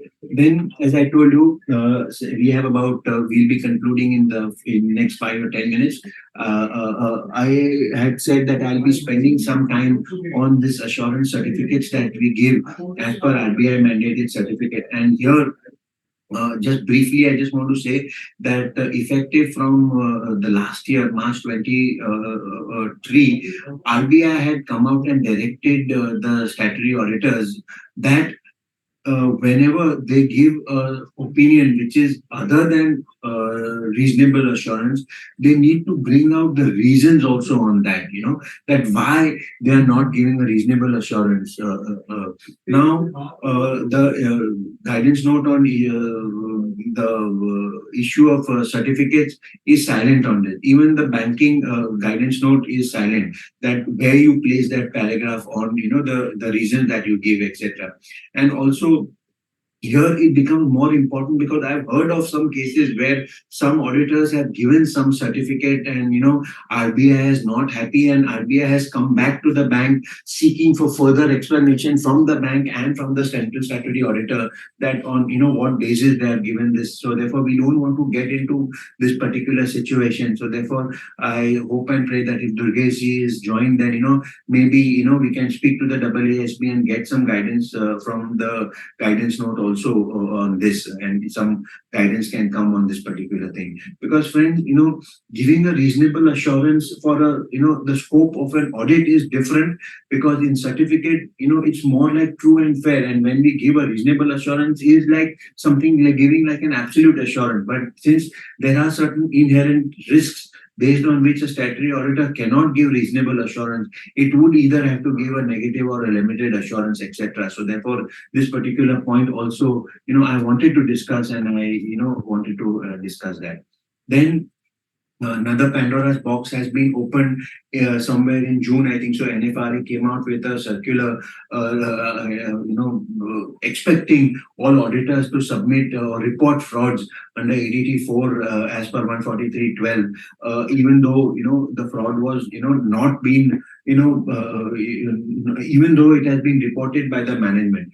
But our guidance note, ICAI guidance note and Companies Act, we have always taken a stand that yes, if it is already reported, then as an auditor you need not report. So I think so here institute will have to liaison with NFRA and give some guidance to the statutory auditor on their reporting requirement. But my personal belief is that RBI has given a robust mechanism, and every bank has a policy on fraud reporting, and all frauds are reported to RBI within the stipulated time limit. And large fraud, there is a fraud monitoring committee of all banks, etc. So therefore, only if there is any fraud which has missed out all these steps of checks, then only auditor would need to file. That's my personal view, but yes, it could be different also. Then another requirement or reporting came on the audit trail. Now, this is more particularly directly impacting all banks which are banking companies under the Companies Act, and therefore this was a change in the rules of the account of the Companies Act of maintaining of books and accounts, wherein the accounting, of course, this was more particularly targeted at other non-banking companies. But now, since there is no exception for banking companies, this banking companies will also have to comply with this. So the requirement of maintaining an audit log or a robust accounting system or books of accounts, wherein there is an audit log, or without an audit trail, no entries can be edited. Or if the account entries are edited, then the management needs to have a strong accounting software that maintains a trail or a log of such edits. So this is the requirement not only of the management to have a robust accounting system, but also as an auditor. So if you see the audit report of all banking companies, all the auditors have carried a paragraph that this particular rule is applicable to banking companies only beginning financial year 23 onwards, but financial year 23-24 onwards. But unfortunately, this rule was not deferred while the audit reporting is considered. So therefore, this particular point has come. But now, with effect from April 23, this is going to be a big challenge. And straightway, I will jump to my next slide, that this challenge is not only in seeing and verification, and how the management first will ensure, because that will be the first responsibility will be on the management. But more importantly, as a management and auditor, we will have to come to a consensus that what are books of accounts? Are books of accounts starting from your CBS, or there are certain other softwares from which the loan origination also takes place? So therefore, there will have to be a consensus with the management. So this is a big homework for us. With moving forward, we'll have to sit and discuss what what would form, whether the loan originating loan management system would form part of the books of accounts or not. So that was one. Second thing is, yes, now slowly RBI is actually in spirit trying to move transit toward Ind AS or IFRS, international standard. So therefore, two most important points which were there is on the ECL provisioning discussion paper the management has come out with, where it has made a mixture of its own controls because there is international pressure and there is pressure that banks move on to Ind AS. So therefore, two more important things were there. I mean, on the investment part of it and the ECL part of it for banks. So far there is very rule based and based on past practice and based on defaults.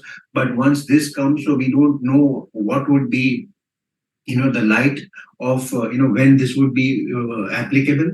But yes, there is a task force which has been come out, and as recent as just 3 or 4 days ago, there is a press release where they have eminent people from the industry and academicians who are part of representatives from banks also there, which will be coming out with how would you transit to ECL. So we will have to that would be a big challenge when it comes, because as Sanjay Bhai rightly said, it's just not the accounting, but even how the business models would work, how the IT would be taken care of would be also important.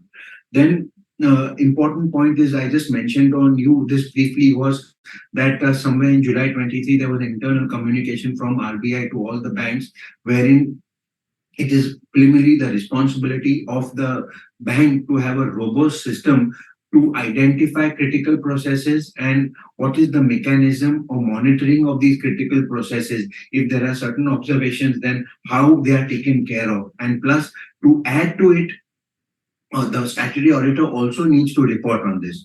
Right now, unfortunately, there is no guidelines from the institute, or there is no guidance. Even the bank audit guidance note is silent on this. If this issue has been flagged off to the AASB, I don't know, and hopefully AASB comes out with some clarification or some guidance on this particular thing. But till that, we are just left in the darkness, and we will have to just figure it out how it manages. First and foremost thing, we'll have to engage with the management, who's management's responsibility primarily to do this, and how it is being done. So management's policy needs to be develop a policy, etc., for this design.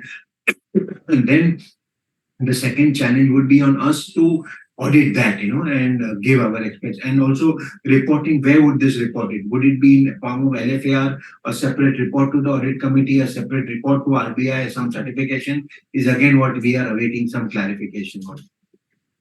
Then again, as I just told you, just recently, as far as not even a month ago, RBI came up with this, master direction that investments are going to move. The way investments are classified. So this is going to be applicable from April 24 onwards. But yes, this is also based hybrid model 109 moving towards Ind AS. And IFRS. So therefore, we'll have to just see, how there is this particular session is not on discussing this, but yes, there would be certain amount of challenges which would be coming, and we will have to address once that comes. And this, I think so. I just leave this presentation wherein this is what we in our office also we usually track. The themes that in the recent past, maybe in the last 12 or 18 months, what the regulator or the RBI, what speeches he is making, and what are the areas that are thematic areas that bank RBI is looking at it. So maybe these are the broadly we could classify various speeches, that these are the broad themes that they are looking at. First is management's constant vigil on internal and external vulnerabilities, what is happening in the external environment, interest rate movement, high exposure on unsecured credit loans, etc., because that's a systematic risk which is coming out, which was just, I think so, in yesterday's speech he had covered. That's the last point which I have put. Next was on oversight on subsidiaries, because yes, a lot of banks, banks have invested in subsidiaries, but whether what is the oversight mechanism, whether they are monitoring them, etc., what has happened. Then I think so most important, as far as the coordination between auditors and those charged with governance, is that the audit that the audit committee, to ensure that the financial statements or the financial reporting system is prudent and fully transparent. The accounting policies which are adopted are also prudent, and they engagement with continuous statutory auditors to take their inputs, whether the policies are in line or in as prudent or no. Next is a lot of heavy things on corporate governance, the role of the board of directors, independent directors, the various committee MDs, chairman, etc., to avoid conflicts and ensure independence, etc.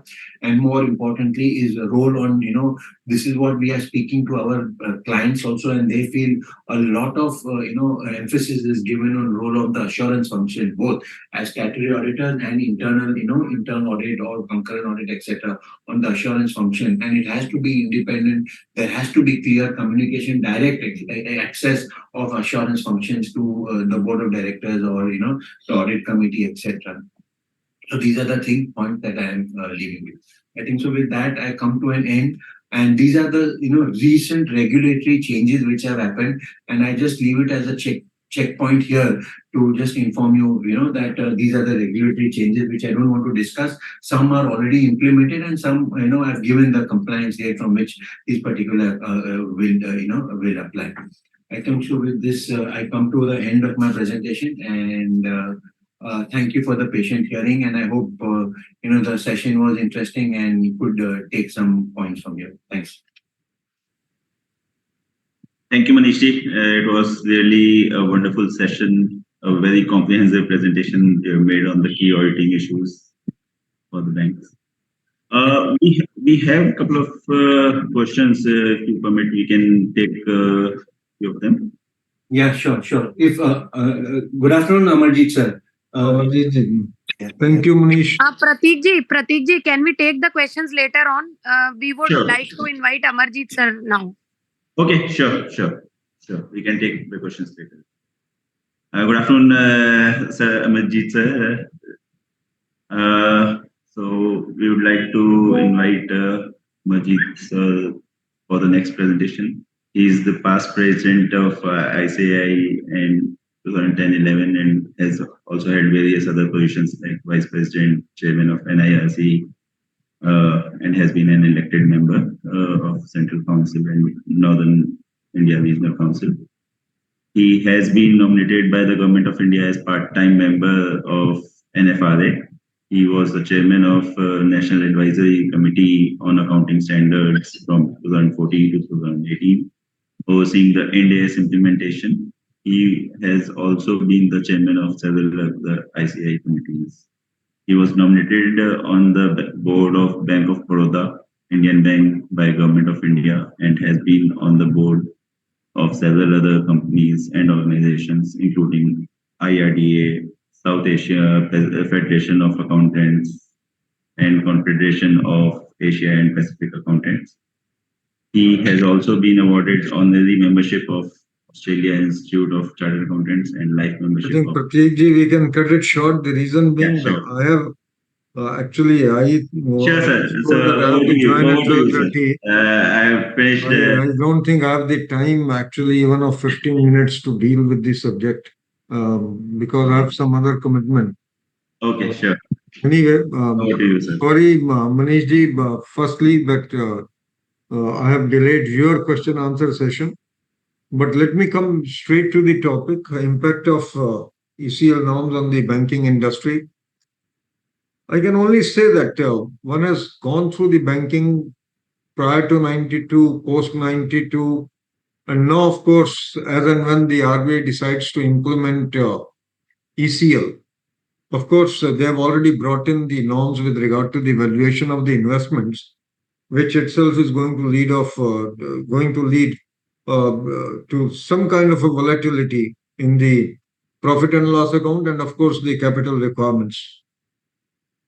Now, if I go back to 92, why I'm trying to set the theme right? Because before 92, there were no prudential norms. Even you could book the income when the income was not being received for a very long time. Based upon the security, every provisioning was being determined. Then in 92, the prudential norms came in and laid down the rules basically. And then those rules were tightened over the various years. So far as the present journey is concerned, we are very clear on one thing, that it is rule based and it is an incurred loss model. If a particular borrower does not repay in a schedule in a period which has been laid down under the prudential norms, or if an amount becomes overdue, therefore, for a period exceeding 90 days or above, in that case, the account has to be treated as a non-performing account, and the income recognition in respect of such accounts immediately ceases. And if this account remains under that particular category for a period of 5 years, even the value of security which is there against it is treated as nil. Now, when the ECL norms will come in, what is going to happen? That is one of the things, because when ECL norms come in, it is more of a principle-based rather than a rule-based thing, which it is going to be. The second thing that we need to understand is that we have already delayed the implementation of Ind AS in the banking sector from 2018. 223 is also gone. 224 would also be gone. I think maybe from 1/4/224 or maybe from 1/4/225, Ind AS, particularly 109, would get implemented so far as the banking industry is concerned.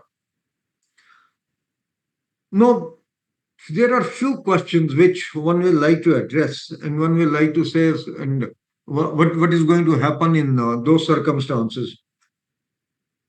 Why this delayed implementation? I think that's very, very important. And that will answer a lot many things from my angle, if you really ask me. Now, the point that I'm going to raise is that the economy, some of the banks actually saw an NPA rate exceeding the gross NPA level of more than 20% in some of the banks.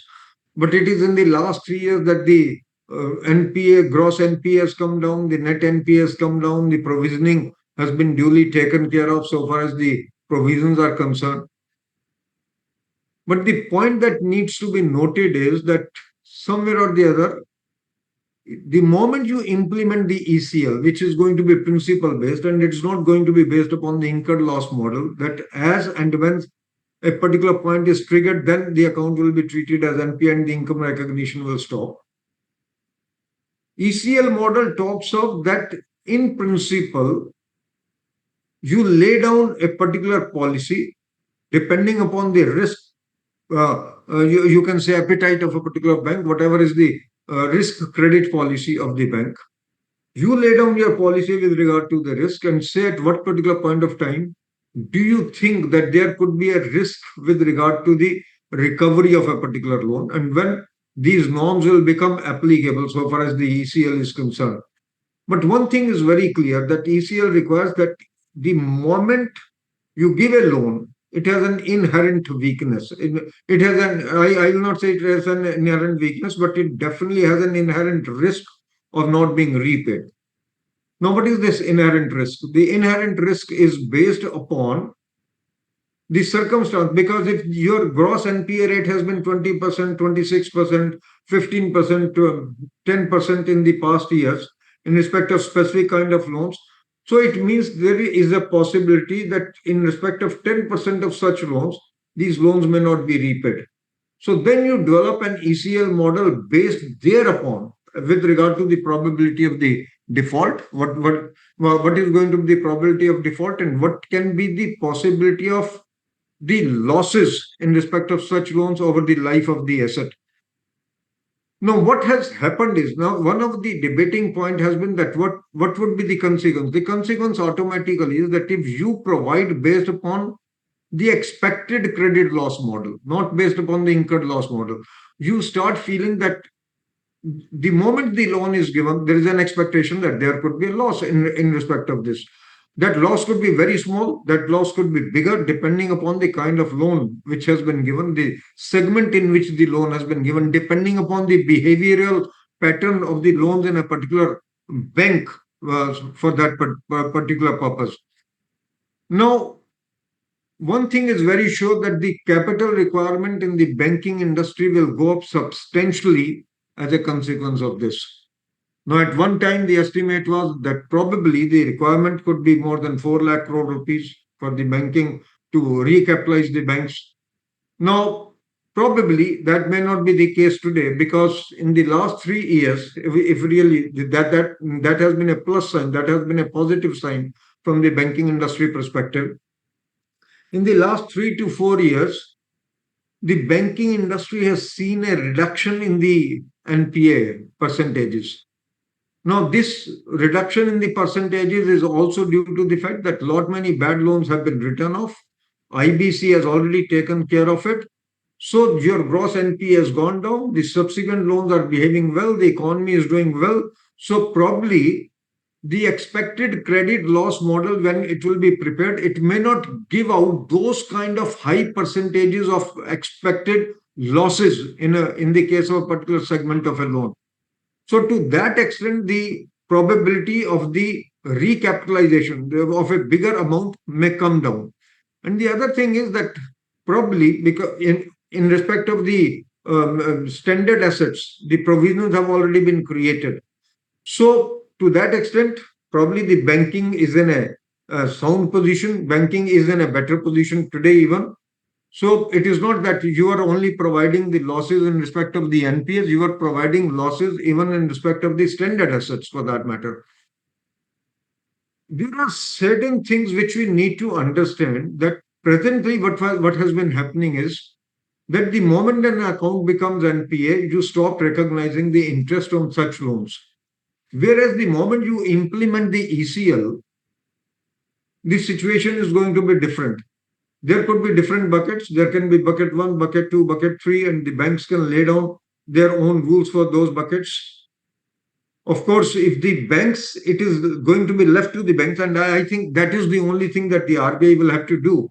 The banks will have to lay down their own credit risk policies. The banks will have to develop their own, you can say, the risk ECL models.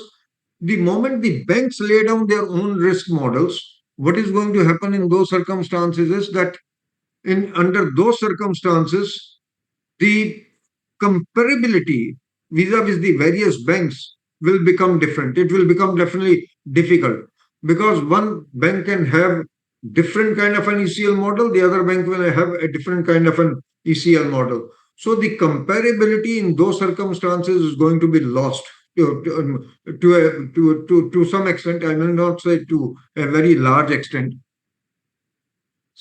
If you say bucket 1, bucket 2, bucket 3, up to bucket 2, you can keep on charging interest on the full amount of the loans which you have given. Though you may create a slightly higher provision than what provision you will be required to create on bucket 1. But the moment you jump to the bucket 3, that is the level 3, basically under the ECL model, in that case, you will stop charging interest on the doubtful portion, but on the standard portion, the portion which you think that you will be able to recover. Suppose there is a loan of 100 and you feel that 40 rupees will not be recovered. Your loss on account of this over the lifetime of a particular loan is going to be 40 rupees. You may not be able to recover 40 rupees. You will still be entitled to charge interest on 60 rupees. You may not be able to charge the interest on the 40 rupees. Whereas under the present NPA provisions and the prudential norms, you stop charging interest on the entire amount the moment the account becomes NPA. Now, here is the gain to the bank, if you really ask me. The banks are going to gain to that extent. Banks will continue to book the interest on such loans, net of the provisions which you make based upon the ECL models. So the revenue, I think the top line may improve under those circumstances.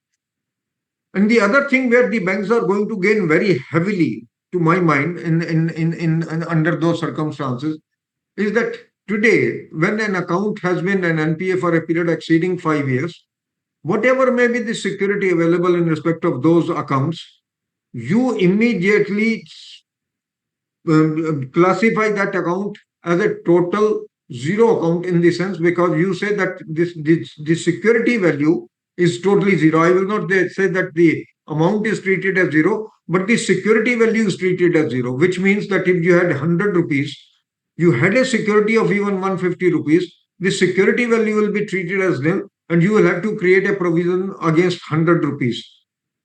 Under the ECL norms, depending upon the fair value of that particular asset, the fair value of the security, you may not be required to create the provision in respect of that. So today, all those banks where particularly the NPA levels and the NPA accounts have been aging more than 5 years are going to gain as a consequence of this, wherever the securities are there and the securities are sound as a consequence thereof. So I think on two of the basic grounds, one is on account of the interest income, the banks are going to gain.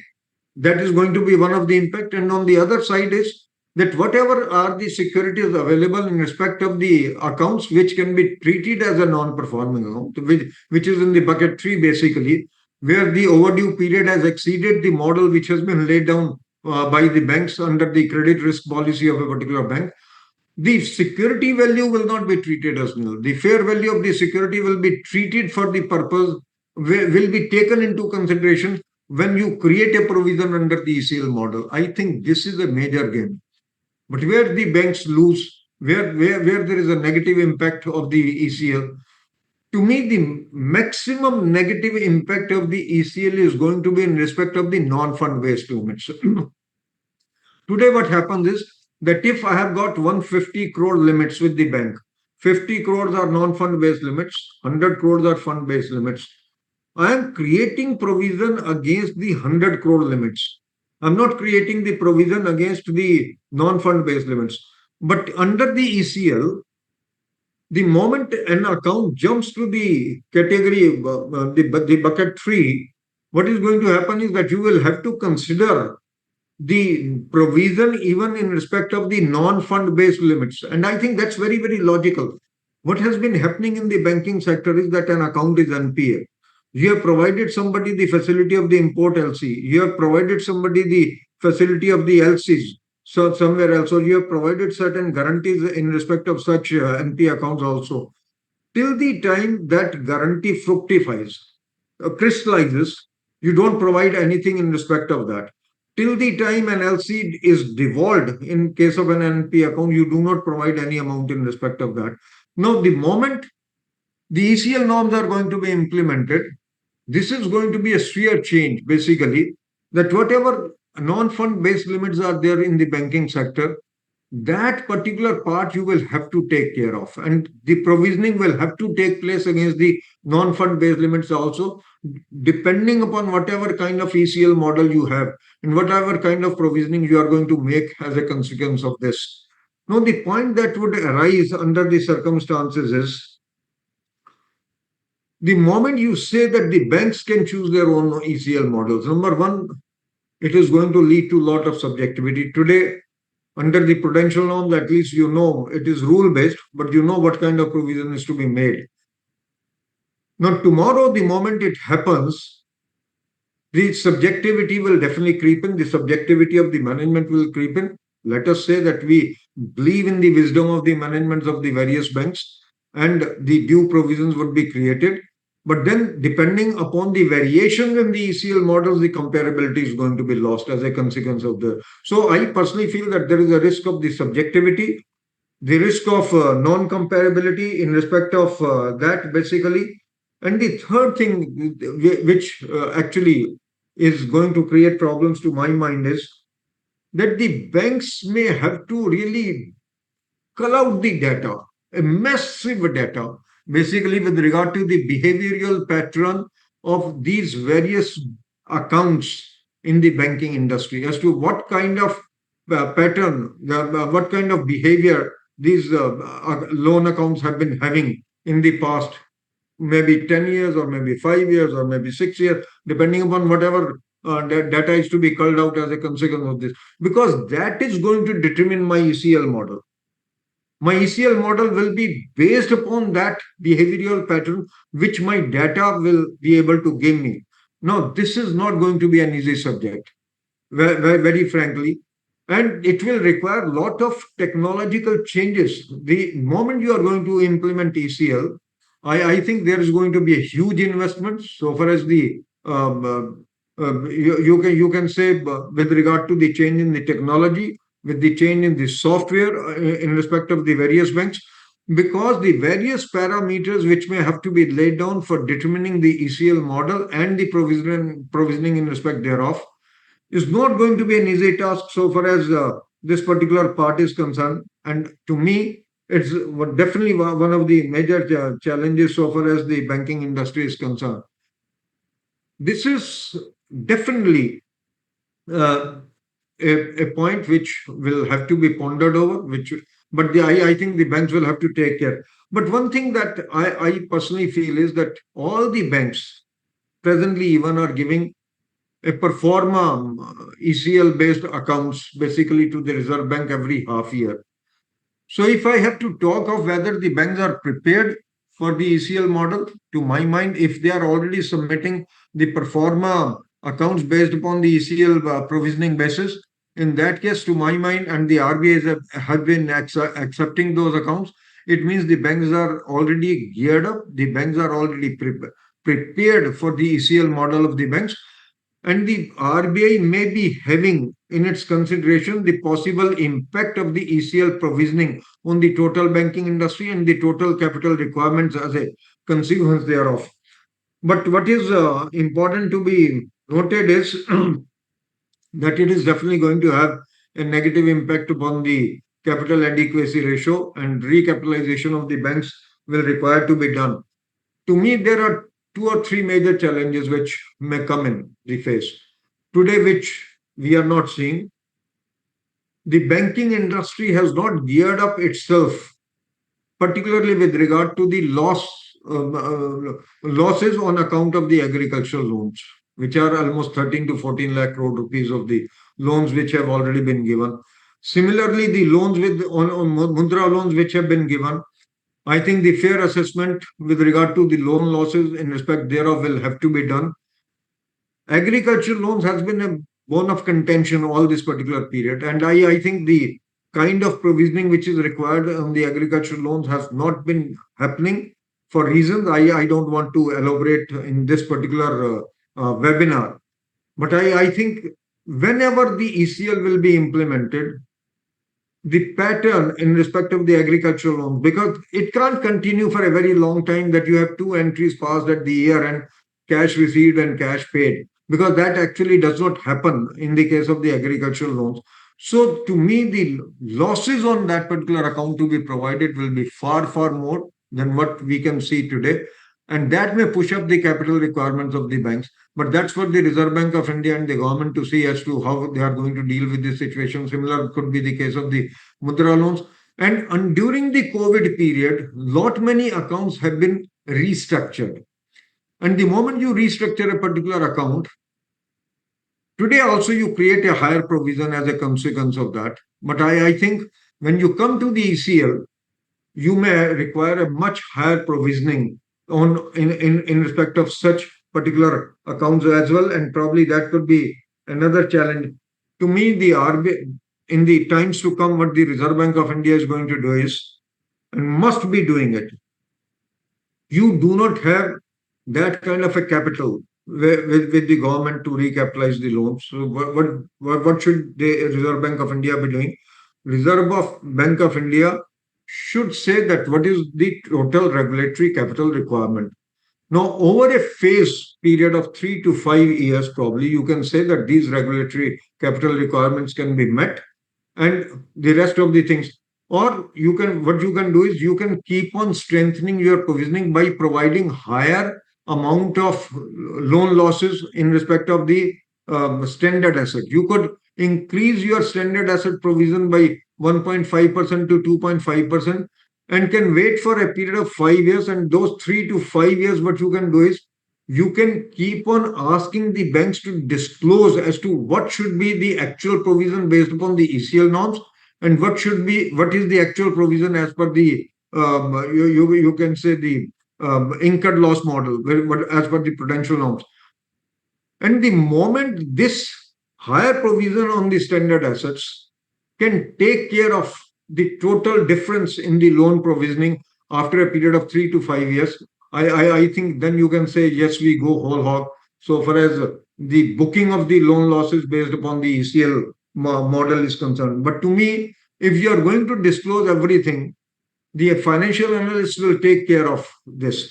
So rather than disclosing, why not to extend why not to phase out the regulatory capital requirements over a period of 3 to 5 years? Luckily, today, the banks are performing better. So probably the loan losses provisioning could be, as per the ECL model, could be little bit lower than what it would have been if it had been implemented on 2018 when the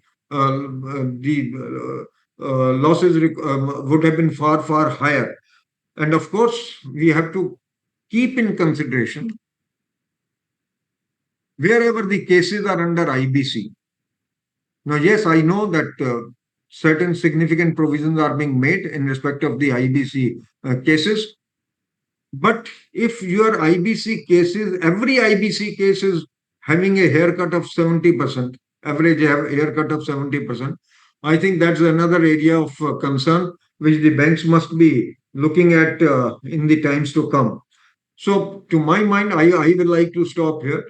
To my mind, there are certain positive things which the banks will gain out of ECL model implementation. There are certain negatives which the banks will be incurring as a consequence of ECL model implementation.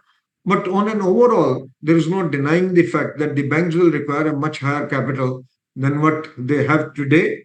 And probably the Reserve Bank of India will have to come forward with some kind of a special treatment, particularly with regard to the regulatory capital requirements. But to my mind, one of the possible solutions is that you enhance the provision with regard to your standard assets. And if you enhance the provision on your standard assets, maybe by 1% or maybe by 1.5%, probably it could take care in the over a period of 3 to 5 years of the entire provisioning required under the ECL model in that particular case. Thank you, friends. Thanks a lot.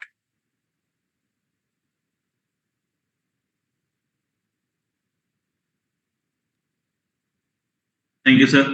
Thank you for that session. Very enlightening. At this particular point of time, I will have to leave for certain reasons. Okay. Khimani sir, namaskar. Namaskar, sir. Namaskar. कैसे हैं? बस बढ़िया sir. Actually, I am in Jaipur and I have to leave immediately. Okay. Sorry. We'll miss your company, sir. Thank you. Thank you. Bye. Thank you, sir. Thank you. Pratik ji, if possible, now you can take the questions with Manish, sir. Okay, sure. Fine.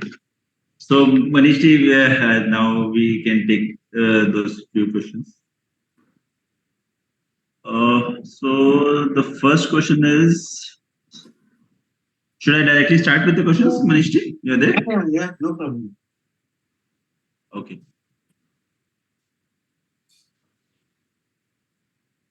So, what are the areas of IBC we need to look into while conducting statutory audits of bank?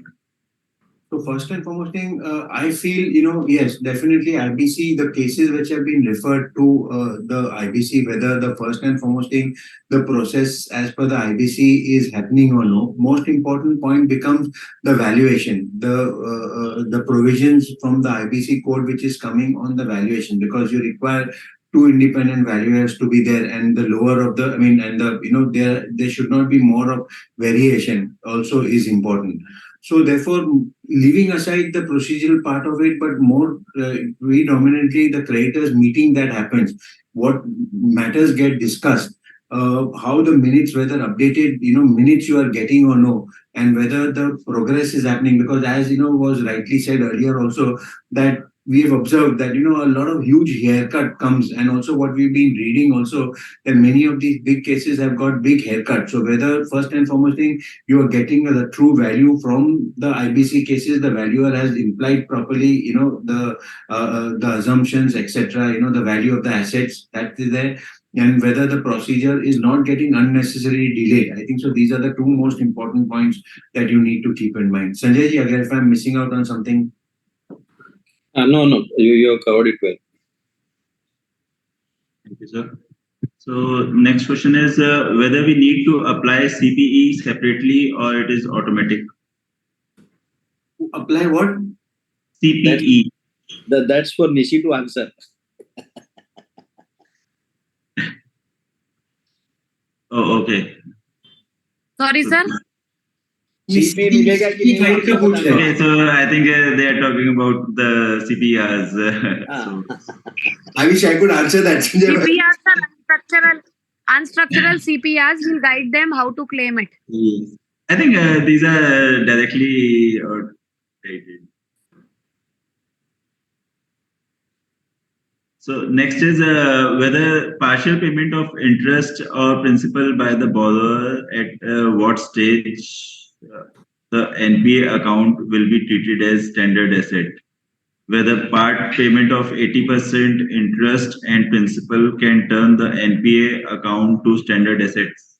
The RBI guidelines are very clear on this, and it talks about that full recovery of NPA account. Say, for example, suppose on the date of an NPA, the account has got 80 rupees principal amount and 20 rupees principal amount as overdue. Outstanding balance might be 1,000 rupees, but only this might be, 100 rupees might be overdue for more than 90 days. Unless and until this full recovery does not happen, you cannot upgrade. So you cannot be a partial recovery pe update nahi ho sakta hai. Total principal and interest fully has to be, overdue amount has to be recovered. Not only interest, even the charges also. Charges also.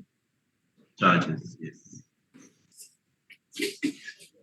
Okay, sure. So next is under digital banking unit, what are the products and services are covered, whether all type of services or some selective? No, in this, usually, there is a, management distinct policy also that what are covered in digital products. But usually, as per RBI guidelines, whatever are directly done through digital media and human intervention is not required, that is called digital. Say, for example, like a fixed deposit booked digitally without any coming to the branch or visit, asking RM to do it. Issue of demand draft, so you are just you are asking for a demand draft and whatever charges they are getting for the demand draft. So without visiting a branch and without human intervention. Say nowadays, if you might be getting these, pre-approved offers based on your credit score and based on your performance and based on the intelligence that the bank has, based on your average balance, they give you a pre-approved loan. Say, for example, car loan of 10 lakhs or something like that. And you don't have to do anything. You just have to click on offer, and then they say that within, 3 minutes or 5 minutes, your loan will be approved, etc. And then the amount will be credited to your bank account. Those are digital products. Right.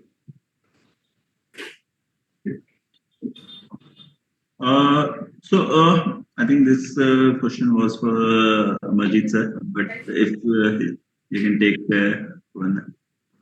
I think he touched upon it also. Whether ECL model takes into account cases going to for IBC and haircuts thereon. Yeah, definitely it will, no? I think yes, it should You take care of that risk. And ECL, when it comes also, these type of cases, RBI, will maintain, that, at least it will not go below the required as per the regulatory. What to say, come to nahi jayega, that they will.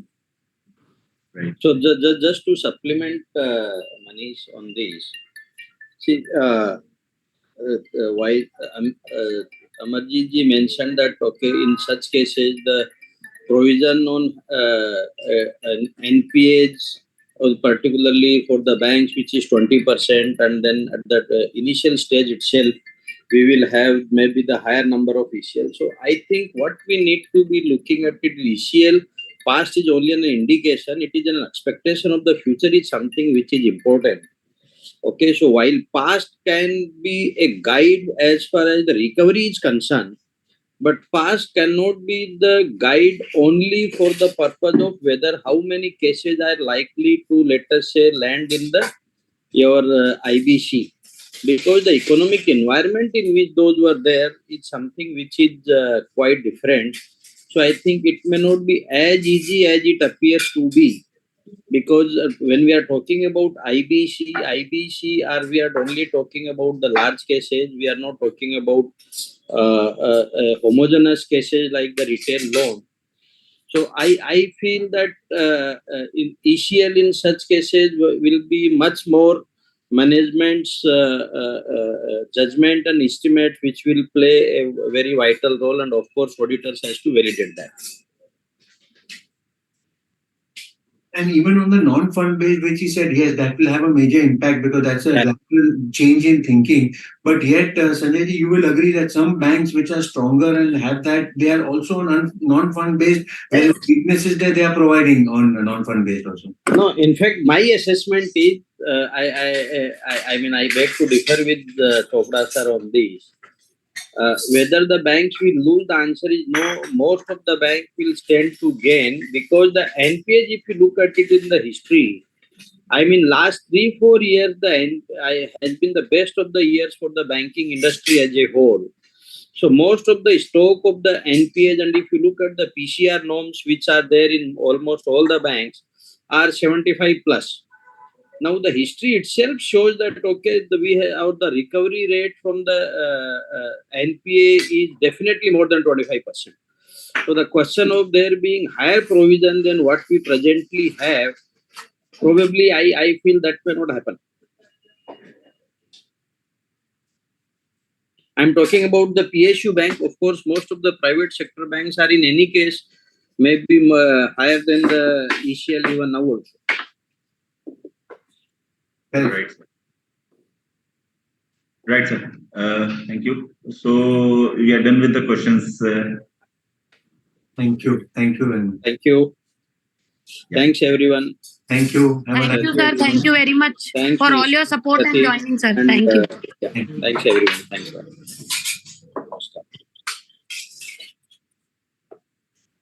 Sanjay ji मिलते हैं